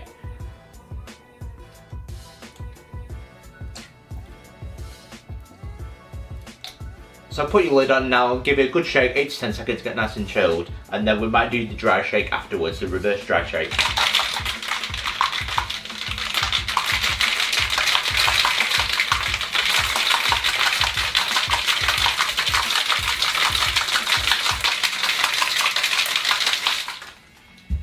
So I'll show you with just one shake what it looks like in a coupe glass. So get your coupe glass and strain into it. So get your coupe glass and strain.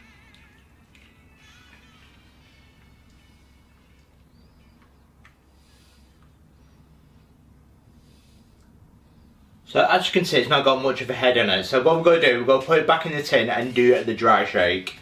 So that will give it more of a head, as I will show you now. So I'll just show you now. I've removed the ice. I'm going to do a dry shake now.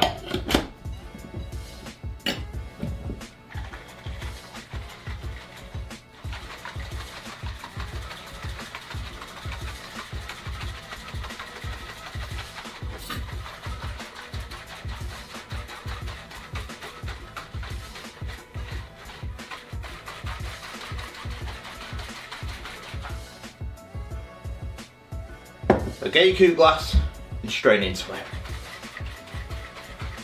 There we go.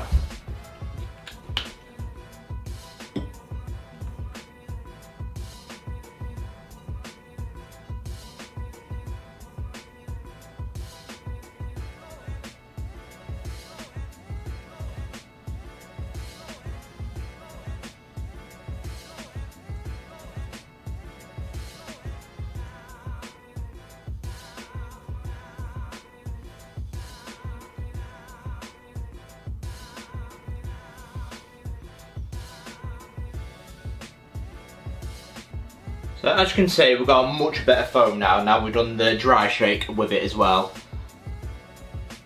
What we're going to do now, guys, is garnish it with a passion fruit. And there we go, one Porn Star Martini mocktail version. I can't wait to try it. So as you can tell there, it's a lot different from the normal Porn Star Martini, that famous orange colour that I normally go for. There's a lot darker this one. So there we have it, one passion fruit martini mocktail. How does it differ? How does this taste? I can't wait to try this.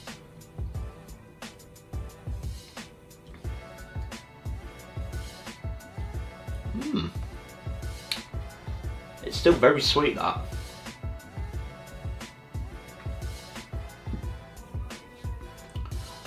But you can tell it's different. It's still very drinkable. That's very, very nice. But it's certainly recommended as a mocktail. That is absolutely delicious. Give that a solid rating, 9 out of 10. But just lacks that something different from the alcoholic version of it, that vanilla vodka. But still very sweet, and if you've got a sweet tooth, you'll love this mocktail version without that alcohol. So if you're doing dry January, try my recipe, see what you think. Absolutely delicious, that.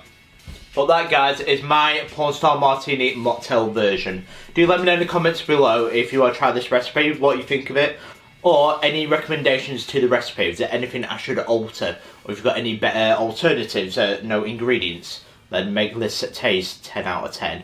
But I certainly rate this very high. But I've been Mixed. This has been the Porn Star Martini mocktail. Don't forget to like and subscribe to Mixed for more mocktails like this, as it really does help the channel to grow. So I do appreciate it. As I will see you guys for my next mocktail, which will be Roy Rogers. Doesn't everyone? Here's to January. Cheers.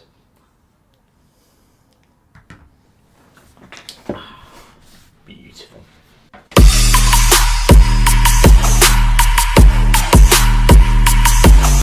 Thank you very much there to Mixed for providing today's halftime entertainment. As I said, do go and check him out. Links and details, they are in the description. So, Manchester City leading by 2-1 here. We are just waiting for the second half to get underway.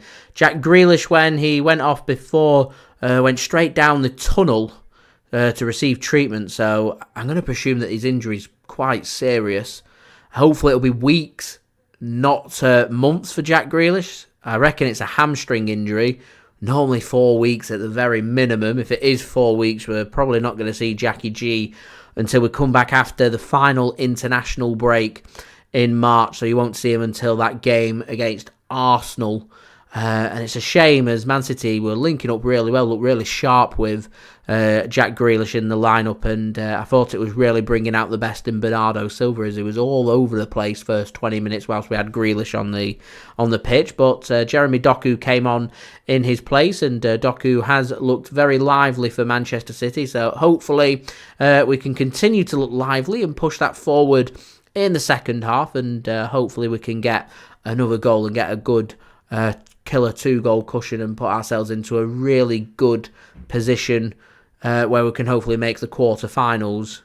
If Man City can win this game today, then that's a big step towards the quarter-final. If we can win today by 2 or 3 goals, then you fancy that that would be that, and Copenhagen will be coming to Manchester for damage limitations and seeing what they can do at the Etihad Stadium, Fortress Etihad Stadium, and with that game being sandwiched between the Manchester derby and the City's away match at Anfield against Liverpool.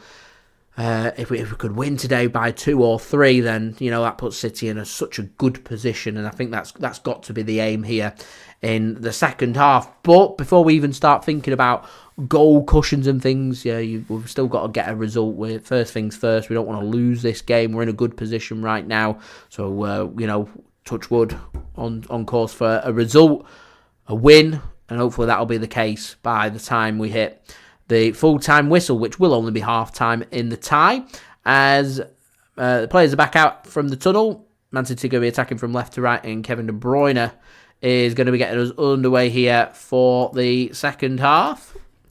Ederson launches this one long then for Manchester City. A big 45 minutes coming up here. I wonder maybe if Man City might be looking towards the bench once we get to around the 70th minute mark. And we start thinking, because we're playing every 3 to 4 days, and we've got some very big Premier League clashes coming up, haven't we? Chelsea at home, Brentford at home, a couple of big games, matches at the Etihad, of course. We didn't beat Chelsea away from home. And of course the big game in hand against Brentford, which, regardless of what Arsenal and Liverpool do this weekend, Man City can go top of the Premier League with winning both them games. So that's what City need to be working on. Dalton, good question. What does City need to work on to try and keep clean sheets? Well, first and foremost, not giving the ball away 20 yards out from your own penalty area from the goalkeeper. Concentration levels, maybe. If Copenhagen were, attacking Man City more, I'd say maybe tighten up a little bit at the back. Other than that, it's been a good performance, I think. Mixed, thanks for tuning in. Mario going for City to get 6 goals in the second half. So they're still sticking with the 8-1. Mudash here before, thank you for tuning in, much appreciated. So through the first 2 minutes, Copenhagen haven't really seen much of the football. Manchester City just dominating possession, but not anything too meaningful done with the ball as of yet. But that might be about to change. Dias, a nice pass into the channel for De Bruyne, but cut off really well that by Copenhagen, and actually can think about their own counter-attack, and they just give the ball away. There we go. Man City can have the ball back. Here is Rodri. Referee wants to blow for a free kick. He does blow for a free kick and gives it to Manchester City. I weren't too sure which way that was going to go. As we're now into the nervous 90s with the likes, now just 10 likes away from 100 likes, so any help towards that would be great. Also, don't forget as well to subscribe. That would be much appreciated. Mario's just informed me that Real Madrid have scored. Nothing's popped up on the screen yet that they have.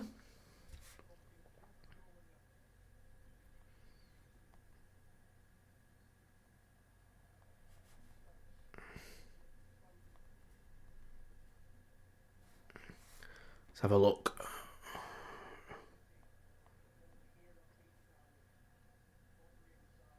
Yeah, Real Madrid are 1-0 up. It's Brahim Diaz, former Manchester City man, that's giving them the lead for Real Madrid there against RB Leipzig at the Red Bull Arena in Germany.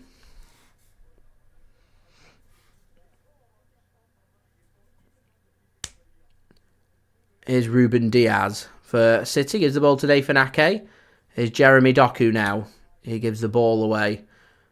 And Copenhagen do well to mop that one up, actually. And they can come forward here. On the right-hand side, Elyounoussi with the ball. Makes a good run. Ball can come into the box. Does come into the box. And that's put out of play for a corner. Martson, the goal scorer, it was putting the ball into the box. Nathan Ake there to meet him. Takes the deflection. And out for a corner. Chance for Vivaro to get forward here. Martson's going to be the one that puts the ball into the box here from the corner. So some defending here for City to do. 4 minutes into the second half. And a header at the near post. Flicked across goal. And Copenhagen focus on keeping the ball alive. And Bernardo Silva just hacks that one clear, thankfully, for Manchester City. It was a good ball into the box, actually. Another ball comes in and Ruben Dias meets the header. And City can regain possession here. And Kyle Walker very sensibly just gives it to Ederson. No giving the ball away cheaply this time, Eddie. There we go. A nice pass to Ruben Dias. And he gives it to Kyle Walker. And that takes the pressure away from City. And they can focus on coming forward.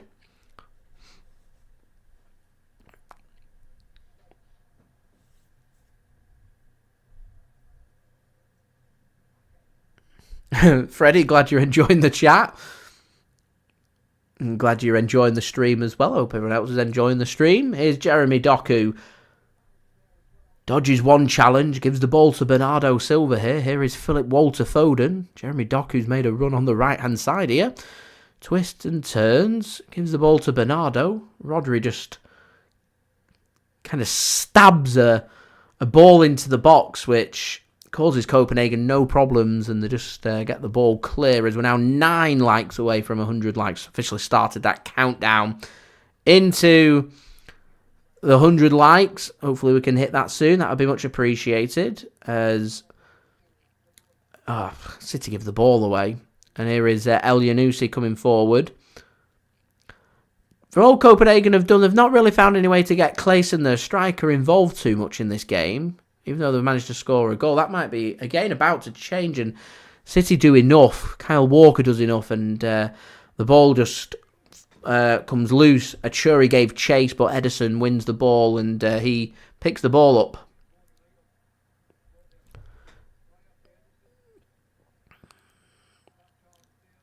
Kyle Walker just slipped over him, making the interception there. And that extra bit of power ensured that the ball just fell nicely to Eddie in goal.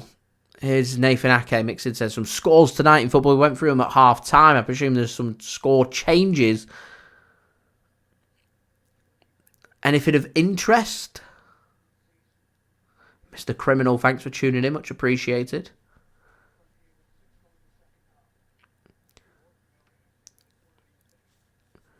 Eddie's looking more composed now, Andy, you'll be pleased to hear. So I'm confident it's not a commentator's curse. And giving the ball away in a dangerous area. 20 yards out from goal. Here's Nathan Ake, gives the ball to Kyle Walker. Substitution being prepared by Copenhagen. In the meantime, Manchester City continue dominating that ball. Here is Nathan Ake then. Gives the ball to recently single Ruben Dias. Here's Kyle Walker now. Back to recently single Ruben Dias. The underrated Nathan Ake takes over the football. He's got Rodrigo ahead of him. He uses Kevin De Bruyne instead. Sensible, because Kevin De Bruyne can make magic happen with both feet. Finds Bernardo Silva on the right. Puts a cross in, and Phil Foden just attempting almost like break dancing to try and get a shot away. He can't do it, and Rodri gets into a good space, tries to find Erling Haaland, and, you know, City have done a lot of things right today, but they've not really found too many ways to get Erling Haaland too involved in this game. He's had one good effort on goal, that acrobatic effort in the first half, and not really seen too much of Erling Haaland since. Copenhagen just looking to try and man-mark him out of the game. He doesn't really seem to be given any space as soon as the ball comes near him. Erling Haaland's, of course, you know, you give him a yard, he'll stretch that for a mile. That's how good Erling Haaland is. But it only takes one quality ball into the box. Haaland good with his feet and good in the air as well. So we'll see.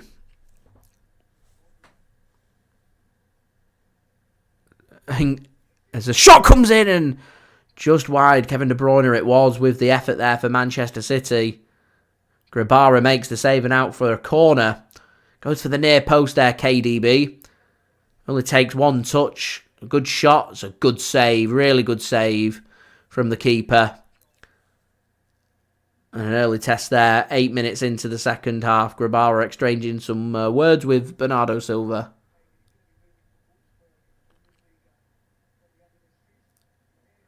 English Dawn. I can confirm that there isn't any mint julep at Manchester City.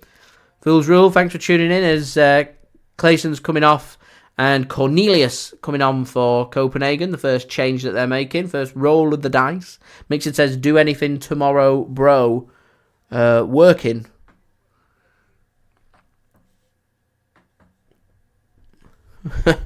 Wednesday. People say it's Valentine's Day, it's Wednesday.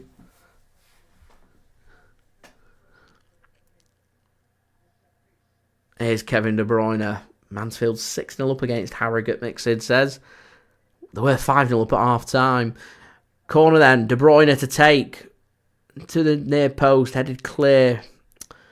Falls to Doku about 40 yards out. And Kyle Walker mops that up for City. Foden then to De Bruyne. He's got option of Bernardo. Doesn't use that option. He goes down and gets a free kick.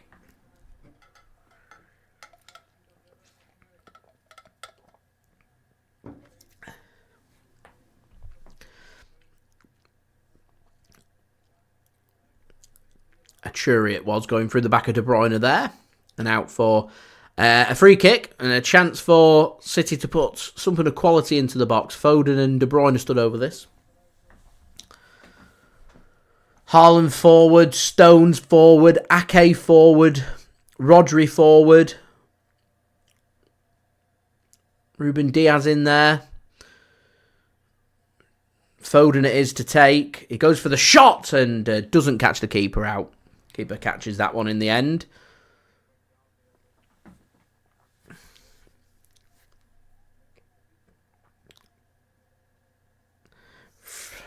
Distributed quickly that by Copenhagen and get themselves a throw in as well, just inside their own half. Being worked backwards. Does the ball fall nicely for them? Nearly it did. Really good interception from Bernardo Silva. Kyle Walker will just pass that back to Ederson. And City will make sure that they have possession as we're now 6 likes away from 100 likes. Making good progress. Don't forget as well, if you are new around here, please do subscribe. Here is Bernardo Silva. Goal scorer for Manchester City's second goal today. Goal today coming from Kevin De Bruyne and Bernardo Silva. Actually, a good chance for me to check my my bet mate. See how my bet mate's doing. Let's have a look.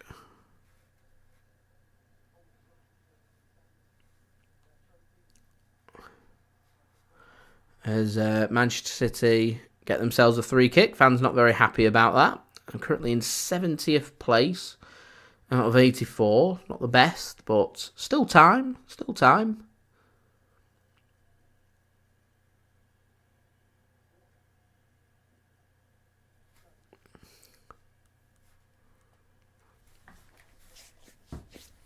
Here is John Stones.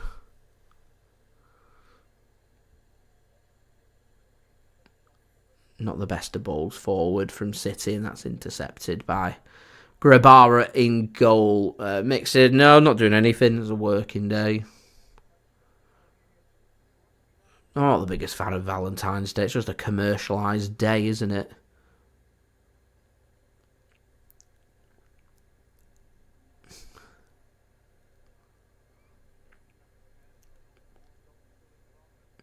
Here's Nathan Ake. Gives the ball to Rodri. Pinged across to the left. To the left. To the left. To the left. Beyonce. Pinged to the right by Rodri. Gives the ball to Foden. Here's De Bruyne. Finds John Stones. Looks miles offside then. is miles offside. Flag goes up. 5 likes to go.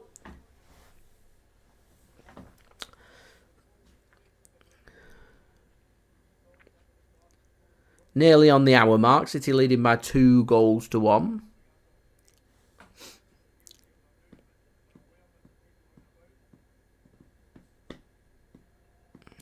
Launched forward by Grabara in goal for Copenhagen. Header flicked on. Looking to try and find Cornelius. Doesn't work. Mopped up by City. Eddie gives it to Kyle Walker. Launched long into the channel. Phil Foden gets a really good stab onto that. And De Bruyne finds Haaland. Haaland finds Foden. Foden nearly finds De Bruyne. And it's a good sliding challenge comes in from Gillett. You know, I've been impressed with him. Really impressed with Gillett. It's defended really well. Defended well before in the first half on Doku. Does a good job on De Bruyne there. And out for a corner to Manchester City. De Bruyne gives them a high five. Shows his appreciation there. So De Bruyne, what can he do from this corner? Works it to Phil Foden on the left. Doku goes first time. Not as clean as the strikers Matsson's before. And doesn't find the back of the net. Mario says, come on, City need some more goals. If your 8-1 predictions to be right, you could do a City scoring pretty soon. We're on the hour now. Copenhagen put a ball into the box. A good diving header from Nathan Ake. And gets enough yards on that to get it clear for City and away from the danger zone as well. Good defending Nathan Ake. And Copenhagen just forced back to the goalkeeper Grabara. It's about 40 yards out from goal. Pings a ball over the top. Walker doesn't win the header. Substitute Cornelius does, but out of play for a throw-in to Manchester City.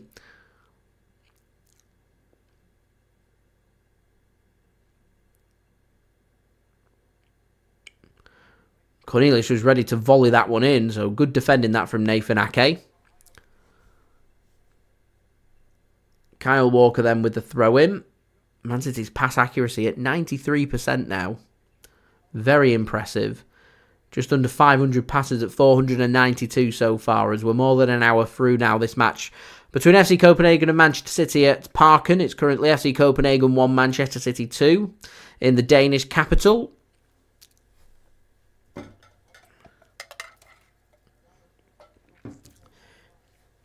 Here's Bernardo Silva, finds Jeremy Doku.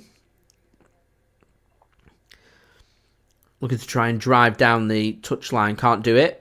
So has to square it instead to Rodri. Gives the ball to Kyle Walker now. Dave says Mansfield really 8-2 up? 8-2, it was it 6-0 before? Surely not. No. Can't be 8-2. No team in the same division as somebody else should be losing 8-2. Leeds United are 4-0 up against Swansea. Very impressive. Derby now 3-0 up away at Exeter. Portsmouth 3-1 up. Some big scores at the bottom. Accrington Stanley's just found a goal. Bradford now 4-0 up. And it's 8-2. There's 15 minutes left. Harrogate scored twice in a minute. Here's Kyle Walker. Plays a ball across. And out for a corner to Manchester City. The Stags are on fire. They certainly are. Notts County 3-0 up. Stockport losing 3-1. Wrexham are still winning. Tranmere are still winning. Fylde 4-0 up for Fylde now. They're on fire as well. Anyway, corner for City. De Bruyne to take. Whipped in to nobody. Man City asked a question. Nathan Ake went down. Ruben Dias wanted a penalty. Have to see a replay of that, see what was in it. In the meantime, Phil Foden dinks a ball to the back post. Header won by Copenhagen, straight into the hands of the goalkeeper and rolled out very quickly, so no rest for the wicked here. And that's given away. Here's De Bruyne. Plays it towards Haaland, header, and tries to catch the keeper off his line. And keeper gets back in time and makes a comfortable save in the end. And going back to Man City giving the ball away from Ederson and getting punished. That's the third time Copenhagen have given the ball away from the keeper that hasn't been punished by Manchester City. There have been chances for City to have scored 3 or 4 tonight and wrap this tie up. And with matches to come sandwiched in the second leg, between them is the Manchester derby at home against Manchester United and a trip to Anfield against Liverpool in the Premier League. 2 huge games.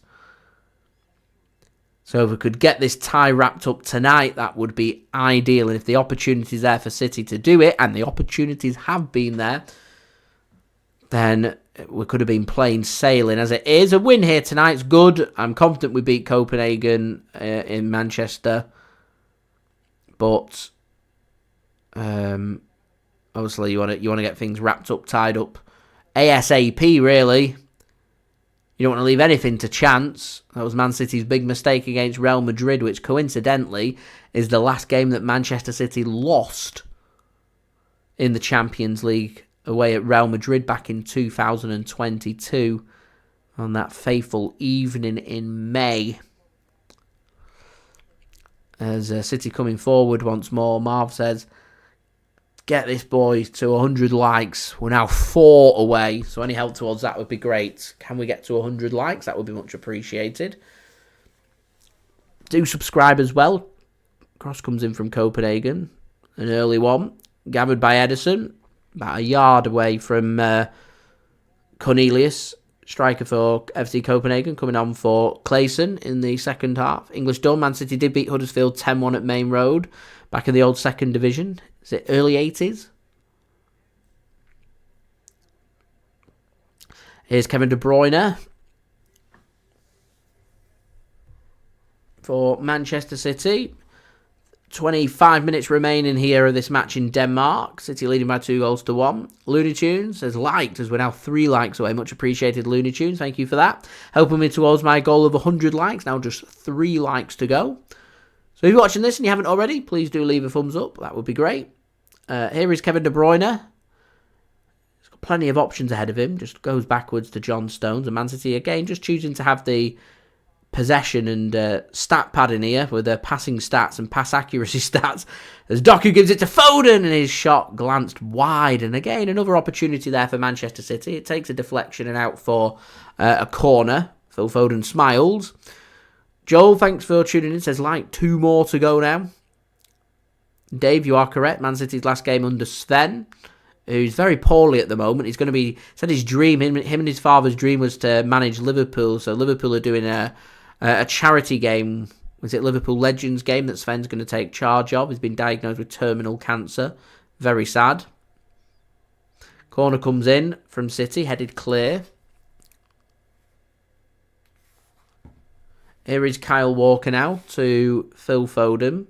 So, it's a lovely drop of the shoulder from Bernardo Silva, but well mopped up by FC Copenhagen. I don't really know what to say for Sven. I can't say get well soon because obviously it's terminal and it's pardon my French here, but it's just shit.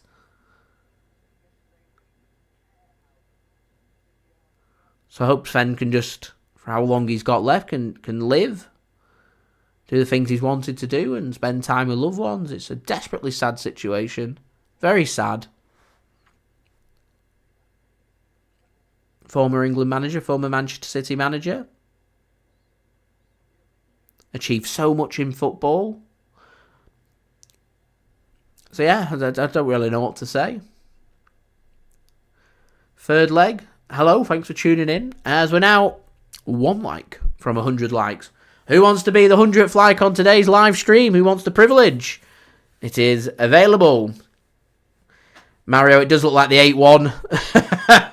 Although, Rodri rockets! Wide and out for... Rodri can't believe it. He can't believe it. He wanted a corner. Not happened.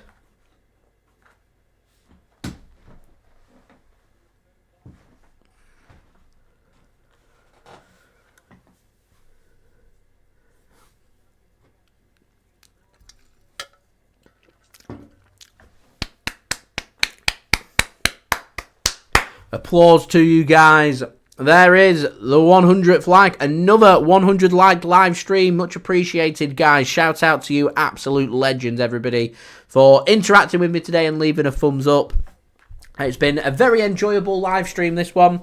As I said, it's very much been a road to recovery for me over the last couple of days since staying up and watching the Super Bowl on Sunday night, Monday morning, and I don't know if you guys have been watching my videos and stuff. I've been looking a bit tired and perky. Then yeah, that's why. So I've always felt like I've just been on a road to recovery. So before I went live today, I was just feeling like, oh, I'm really tired. I could do with an early night. City are playing as Doku has a shot, and it's a great save from Grabara. Cracking effort that from Jeremy Doku, and a really good save from the goalkeeper, keeping the deficit at just 1 goal. Nearly that cushion that we were looking for. Referee plays the advantage here for City. Excellent refereeing that from the ref. He wanted to give the free kick. He thought about giving the free kick 3 times. He lets De Bruyne play on. De Bruyne gets tackled and he brings it back. Really good refereeing. It's a great effort from Doku, and it's such a good save from the keeper. Such a good save. Plenty of power. It's high. Looking for the top corner. Keeper's more than a match for it. Good football all round. Goncalves comes off and Haaland comes on. Another change. Second change for Copenhagen. I wonder how long it might be before we see Henrik Larsson's son come on. He's an attacker. Here's Nathan Ake then for Manchester City. Got just under now 20 minutes left of this game, plus whatever's to be added on. At the moment, very much a job well done for City. And ball comes in towards Erling Haaland and cut off really well by Copenhagen. City want the offside flag. Offside flag doesn't come. And Copenhagen can have the football and have a bit of possession, and the pass isn't accurate, and City's pass to Haaland is, and he's bundled over. And again, more good refereeing. He waits for the advantage. The crowd are really unhappy. The referee's done a really good job there. And for dissent, he shows a yellow card there to one of the Copenhagen players. That'll be a blue card pretty soon.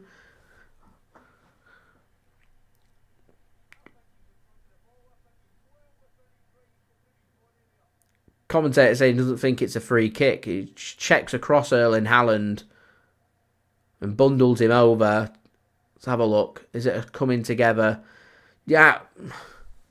It's 6 of one and half a dozen of the other. It looks like a shoulder to shoulder, but shoulder to shoulder doesn't really meet, so he kind of goes in with his arm and elbow instead and shoves Erling Haaland. And Haaland at 6'4" is not an easy player to shove over. And Falk weren't happy about that. He's shown a yellow card for dissent.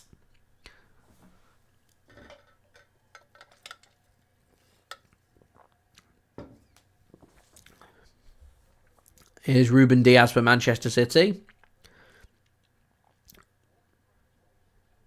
Mopped up well.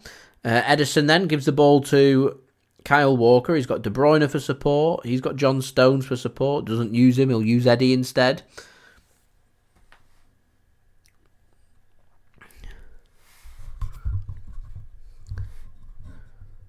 Manchester City still leading here by a goal to nil.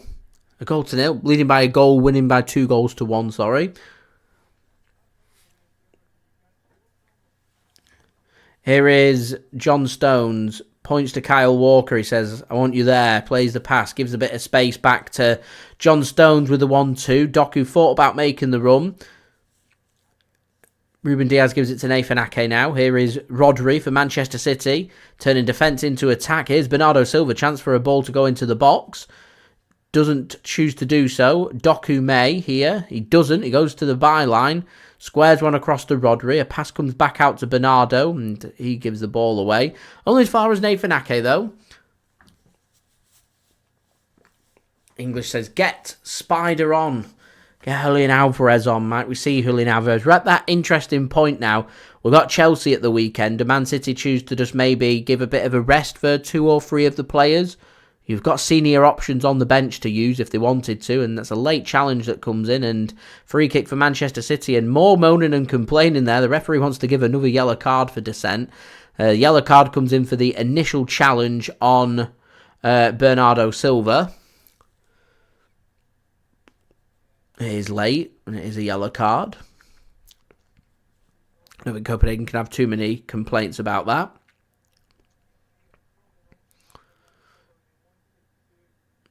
And it's slightly high onto the ankle. I don't think there's enough. Bernardo Silva's just showcasing that his bandage underneath has ripped from the studs going up. As I said, so it's Kevin Dix showing the yellow card. Please don't demonetize me, YouTube. It's his name. Nasty one for Bernardo. I don't think it's high enough for anything more than a yellow card. It's a nasty challenge, though. Bernardo Silva felt every bit of that. So hopefully it'll be good to continue, because he is currently just crouching down. He wants to continue, but he's felt pain there. Real bad pain there for Bernardo Silva. City have got a free kick, but I'm more concerned about Bernardo right now. As we're on 103 likes, now 7 likes away from my new aim of 110 likes. Any help towards that would be great.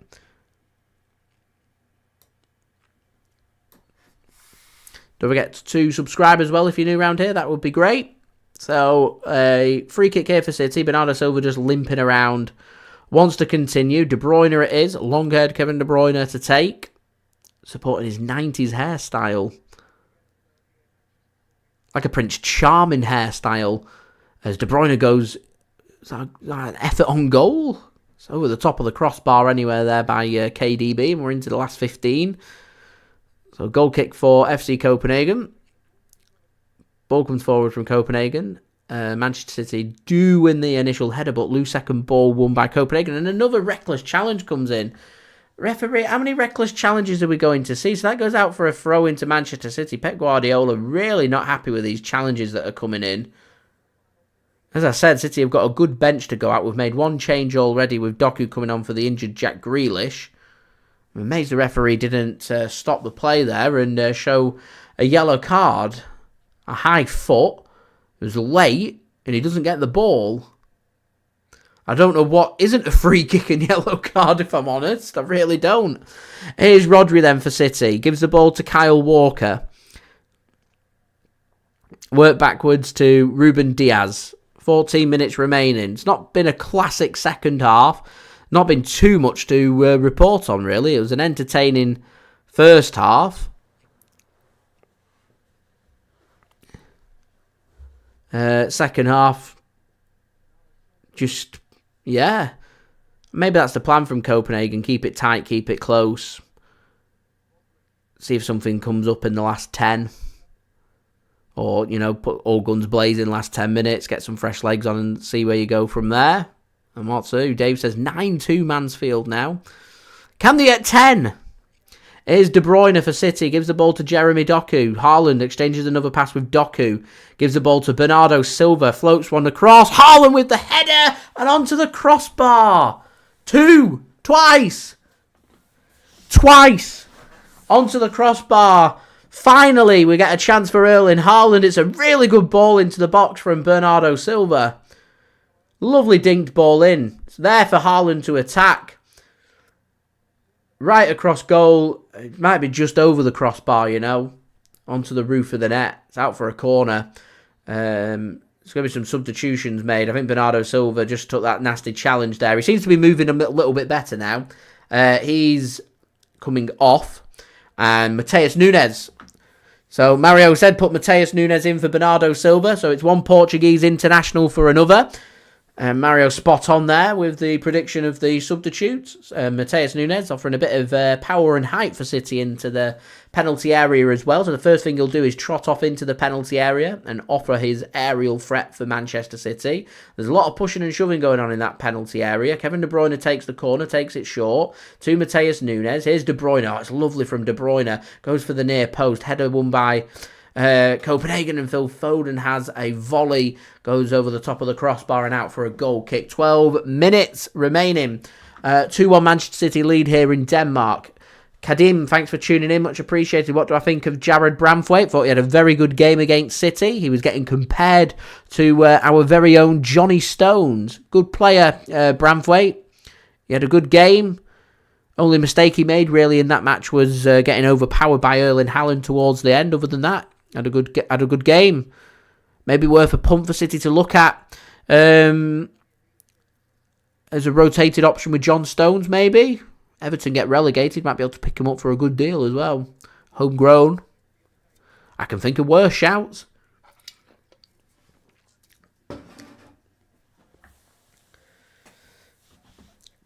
Here's Nathan Ake. Worked across there to Kyle Walker. Phil Foden then just tries to play a ball in for Haaland, and that's good defending. Vavro reads that like a book and just puts it out for a throw-in. Good defending that from Vavro. And Man City will have the throw-in here just on the outside of the Copenhagen penalty area. Here is Kyle Walker then, trots over to take, goes backwards to Ruben Dias. Recently single, if you didn't know. Gives the ball to Nathan Ake. Here's Matheus Nunes then, just on for Bernardo Silva. Gives the ball to Jeremy Doku. All change on that left-hand side. We started with Bernardo and Jack Grealish, and we're ending with Nunes and Jeremy Doku. And City give the ball away here, and they need to be wary of the counter-attack. Copenhagen get too forward, and the pass just isn't very good. And speaking about reading things like a book, Ruben Dias reads that like a book and makes the interception. I'm going to see Copenhagen chuck on there. Is it third or fourth substitution? I've lost count now, but Sorensen's going to be coming on for them in their next change. As I said, I wonder how long it's going to be before we see Larsson. So it's Achuri that comes off, the attacker, and Christian Sorensen is going to come on. They're preparing another change here as well, Copenhagen.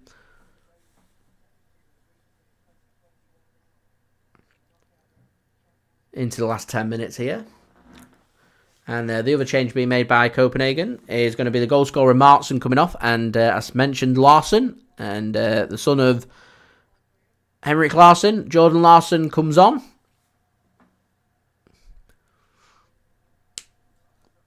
Something we saw a lot of in the group stage. Copenhagen needing goals. Chuck on Larsson to try and get them goals.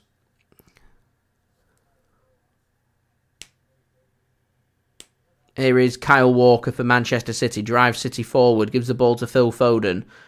And this is the instruction now from Copenhagen. So I said they'll get to the last 10 minutes and look to put pressure onto City. They're going to put that pressure on now. And they're going to be looking for that equaliser. That result that I was mentioning before. To have something to work with going to the Etihad. A draw's better than a loss as far as they're concerned. They are the home team here, so you fancy that they need something to work with at the moment. For them to go through in normal time in 3 weeks' time, they're going to have to beat Manchester City by 2 clear goals. Away goal rules no longer count, so they're no longer an important thing. It's all about margins, how much you win by. So Manchester City, to go through, would need to just not lose by 2 or more.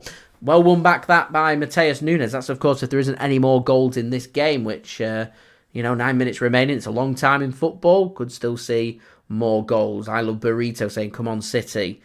I'd like to see a little bit more intensity from Manchester City. Obviously, City don't want to chuck away this lead that they've got because it puts City in a brilliant position to go through to the quarterfinals with an away victory. Remember, in the last 16... last season, we drew at RB Leipzig before beating them 7-0. We beat Bayern Munich in the quarter-final 3-0 before drawing at the Allianz Arena. I think it was 1-1 that match. And then we drew 1-1 at the Bernabeu in the first leg of the semi-final before beating Real Madrid 4-0 at the Etihad. So it is very much Fortress Etihad. But we've not won a knockout phase game since 2022, the 2021-2022 season, away from home, which is mind-blowing considering City went unbeaten in the Champions League last season and won the competition, but when it got to the knockout phases, didn't win one game away from home. Drew them all, drew all 3 of them.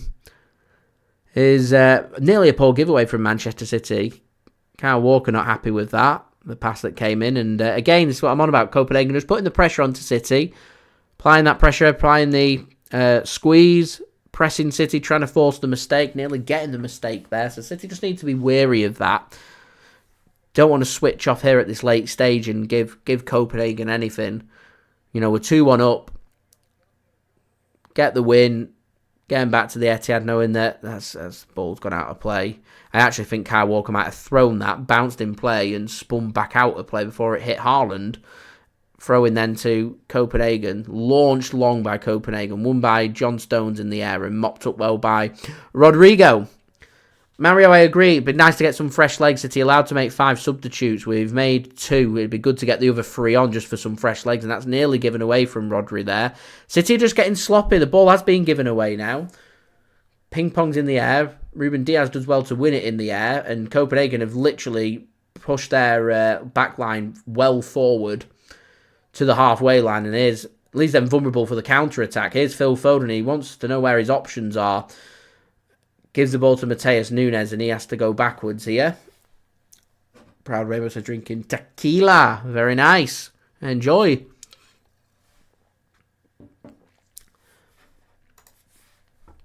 Here is Kyle Walker. Gives the ball to Ruben Dias. Here's Rodri to Phil Foden. City again just exchanging passes. Here's De Bruyne. John Stones has got himself furthest forward at the moment. Gives the ball to Doku on the right wing here for City. Trying to be as explosive as ever. Feeds the ball back to Kevin De Bruyne. Here's Phil Foden. Finds Rodri. He's driving forward. He's got the support of Doku on the right. Doku thought about putting a ball into the box. He drives to the byline, goes across now, and Haaland can get his head onto it, but it's slightly behind him, so it goes backwards, goes to Matheus Nunes. Here is Nathan Ake to Phil Foden. Gives the ball to recently single Ruben Dias. And pass comes in, and City just a bit sloppy there with the passing. Means Copenhagen can come away and try and get something on the counter-attack. City have got 3 players around. Don't foul him. He's going nowhere. Good work that by De Bruyne and Doku. Don't need to foul him. He's going nowhere. Surround him out. Win that ball back. And launch our next attack from here. Here's Ruben Dias. He's got options on the right. Gives it to Rodri.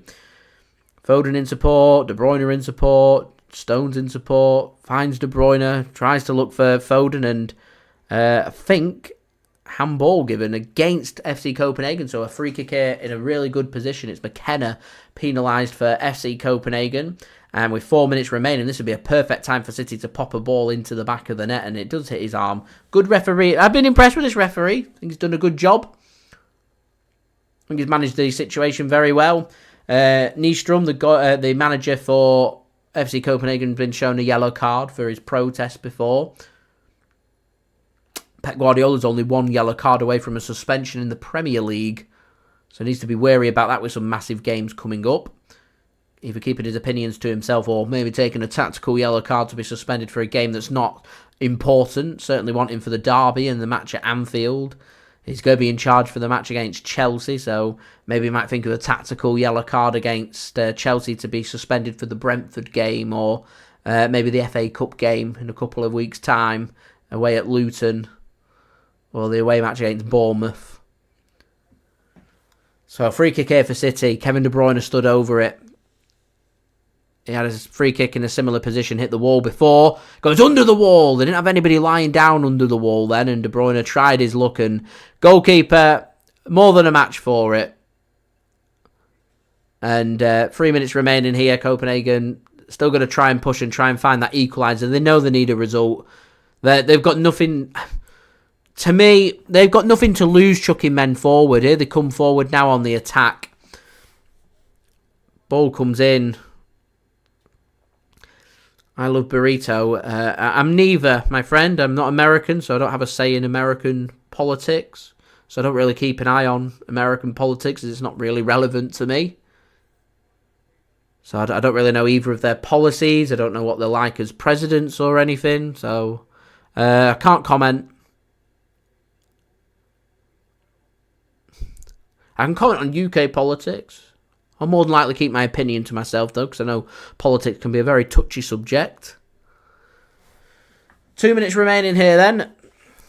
plus whatever's to be added on. Kyle Walker just works it backwards. As I said before, Copenhagen have got nothing to lose here in pushing forward and trying to find that equaliser, because a loss here, you know, they're near enough out. As far as I'm concerned, I don't see them coming to the Etihad and winning, so the only chance they've got here is finding an equaliser. Here's recently single Ruben Dias driving City forward, gives the ball to Foden, and De Bruyne squares the ball across. Doesn't beat the first man, and FC Copenhagen can get that one clear. Only as far as Philip Walter Foden gives the ball to Rodri now. He thought about putting the ball into the box, but he's only got Erling Haaland there for support, so he opts against it. As we're now 6 likes, guys, away from my game of 110 likes. Any help towards that would be much appreciated. Do subscribe as well if you're new around here. Press that red button, press the bell, and put your push notifications on. Man City just chipping down at the clock here into the 89th minute, nearly into the 90th now. City leading at Parken by 2-1 here against FC Copenhagen in the Champions League last 16 first leg clash. Into the final minute now, and then we'll see how long's going to get added on. It's not been too much time wasting, to be honest, in this second half, so I can't see any more than maybe 3 or 4 minutes being added on. We'll see. Here's Johnny Stones, finds the underrated Nathan Ake. Recently single Ruben Dias finds John Stones. Diaz back to Eddie. No silly giveaways at this point, Eddie. It's good stuff, work to the left-hand side, and just starting to see Copenhagen just taking the foot off the pressing gas again. Here's De Bruyne coming forward. He's got Haaland as an option. Plays Haaland. Can't find Haaland. And only given away by FC Copenhagen. So here we are into added on time in a second. There we go. So it's just 3 minutes. 3 minutes in the first half, 3 minutes in the second, added on. So 3 minutes here for Manchester City to very much feel like it's job done. An advantage Manchester City in making it to the quarterfinals of the Champions League. Remember, if City do make it to the quarterfinals of the Champions League, it will be an open draw. We can draw anybody. There's no limitations on who we can face. It will be an open draw for the quarterfinals should Manchester City get there. As I said, it will be job done, but there will be work for City to do in Manchester. We're not just going to turn up and go through. Copenhagen have shown that today, that, you know, you give them an opportunity, they'll put the ball into the back of the net. They've got the quality there to do so. They looked sluggish and slow in that first half. Maybe down to the fact that they've only just come back from a winter break. So the next time we face them in Manchester, they'll have a few Danish Superliga games under their belt. So it might be a different ball game in Manchester. I still expect City to get the job done, though, as we're through the first of 3 minutes added on, and Nunes plays in Erling Haaland here. And here's Erling Haaland. Haaland at his very best. Rebound, surely Nunes, no. Haaland wants the ball again. Haaland! Good save! And Copenhagen can get it clear. There's a brilliant opportunity for that killer 2-goal cushion. A brilliant opportunity for Manchester City's third goal. And once Haaland had got one-on-one, you'd have fancied it'd have near enough killed the tie there. Not to be. I really hope that, you know, City are in a good position, that we don't come back to think, you know what, if only we'd put that opportunity away. Here's Nunes. Really good work from Matheus Nunes. Gives the ball to Phil Foden. Finds De Bruyne. Squares it across. Foden, surely. Phil Foden. There's that killer 2-goal cushion. There's Manchester City's third. I said I fancied Phil Foden any time. And Phil Foden puts the ball into the back of the net. And Manchester City, Phil Foden doing his celebration again. Boom, off we go. 3-1 Manchester City. And City now firm favourites in getting forward to the quarterfinals of the Champions League. Right at the death, Manchester City making it FC Copenhagen 1, Manchester City 3. And that's what we love to see. It's fantastic from Phil Foden, right in front of the City faithful as well. Cool and composed from Phil Foden. It's a good finish. Good work from De Bruyne. Another assist for Kevin De Bruyne. Good positive play from Manchester City. It's been a well-managed, good game of football. This has been classic Manchester City in the business end of the season. Very professional performance. And KDB, he's getting my JSGC man of the match, as Nadir says, a goal and 2 assists for Kevin De Bruyne. I'm not too sure if it counts as De Bruyne's assist for that second goal. It took a ricochet, but we'll take it nonetheless. And that goal for Man City is the last kick of the game. It ends here in Denmark, in Copenhagen. FC Copenhagen 1, Manchester City 3. Job done, professional performance. We get him to the Etihad with a 2-goal cushion for Manchester City. And City now very much firm favourites to make it to the Champions League quarter-finals and showcasing to Manchester United when you've got FC Copenhagen in the Champions League and you need to go to Denmark and get a win and get a good performance. That's what you're doing. Pep Guardiola there, big smile on his face, says to Phil Foden, come here you. Come here. You know what you've done. Grabbing a third for Manchester City. And as I said, just an all-round quality, professional performance from Manchester City. And I am very happy. And it's great build-up now to 3 Premier League games in a row for us. A couple of them at home, 2 consecutive games. Chelsea at home at the weekend, followed by a game against Brentford, our game in hand in... Jack Grealish just getting a hug there, so I'm just hoping he's okay. I'm just trying to see how he's walking. So it's a game against Brentford. Just after that, in our game in hand in the Premier League, and then Manchester City have an away match against AFC Bournemouth, our next 3 games in the Premier League. So attention can turn back to that one. Some big games coming up for Manchester City. Games coming thick and fast. It's what we've got to look forward to. So, yeah, good job from Manchester City. As I said, nice professional performance. And it looks more than likely that City will make it to the quarterfinals of the Champions League and trying to retain our trophy. As I said, job done for Manchester City. So, just very quickly go through the stats for this game. Manchester City dominated possession, nearly 80% possession away from home here. Parken's not an easy place to go to. It's not an easy place to win at. So it's a very good result and a very good performance for City. 79% possession, 27 shots, 13 on target, 3 goals. We'll look for a better return to shots on goal ratio. Erling Haaland obviously clinical towards the end against Everton. Had a couple of opportunities at the end for City not to be. It's Erling Haaland, legs start to tire at the back. Manchester City have a world-class striker. You bet your mortgage that Haaland's going to put it away, and 9 times out of 10 he does. Today, unfortunately, is that 1 out of 10. Whereas against Everton, grabbed himself a brace. Could have had a brace today. City could have won this by even more. This tie could have been done for Manchester City, but as it is, we're in a good position. Beggars can't be choosers.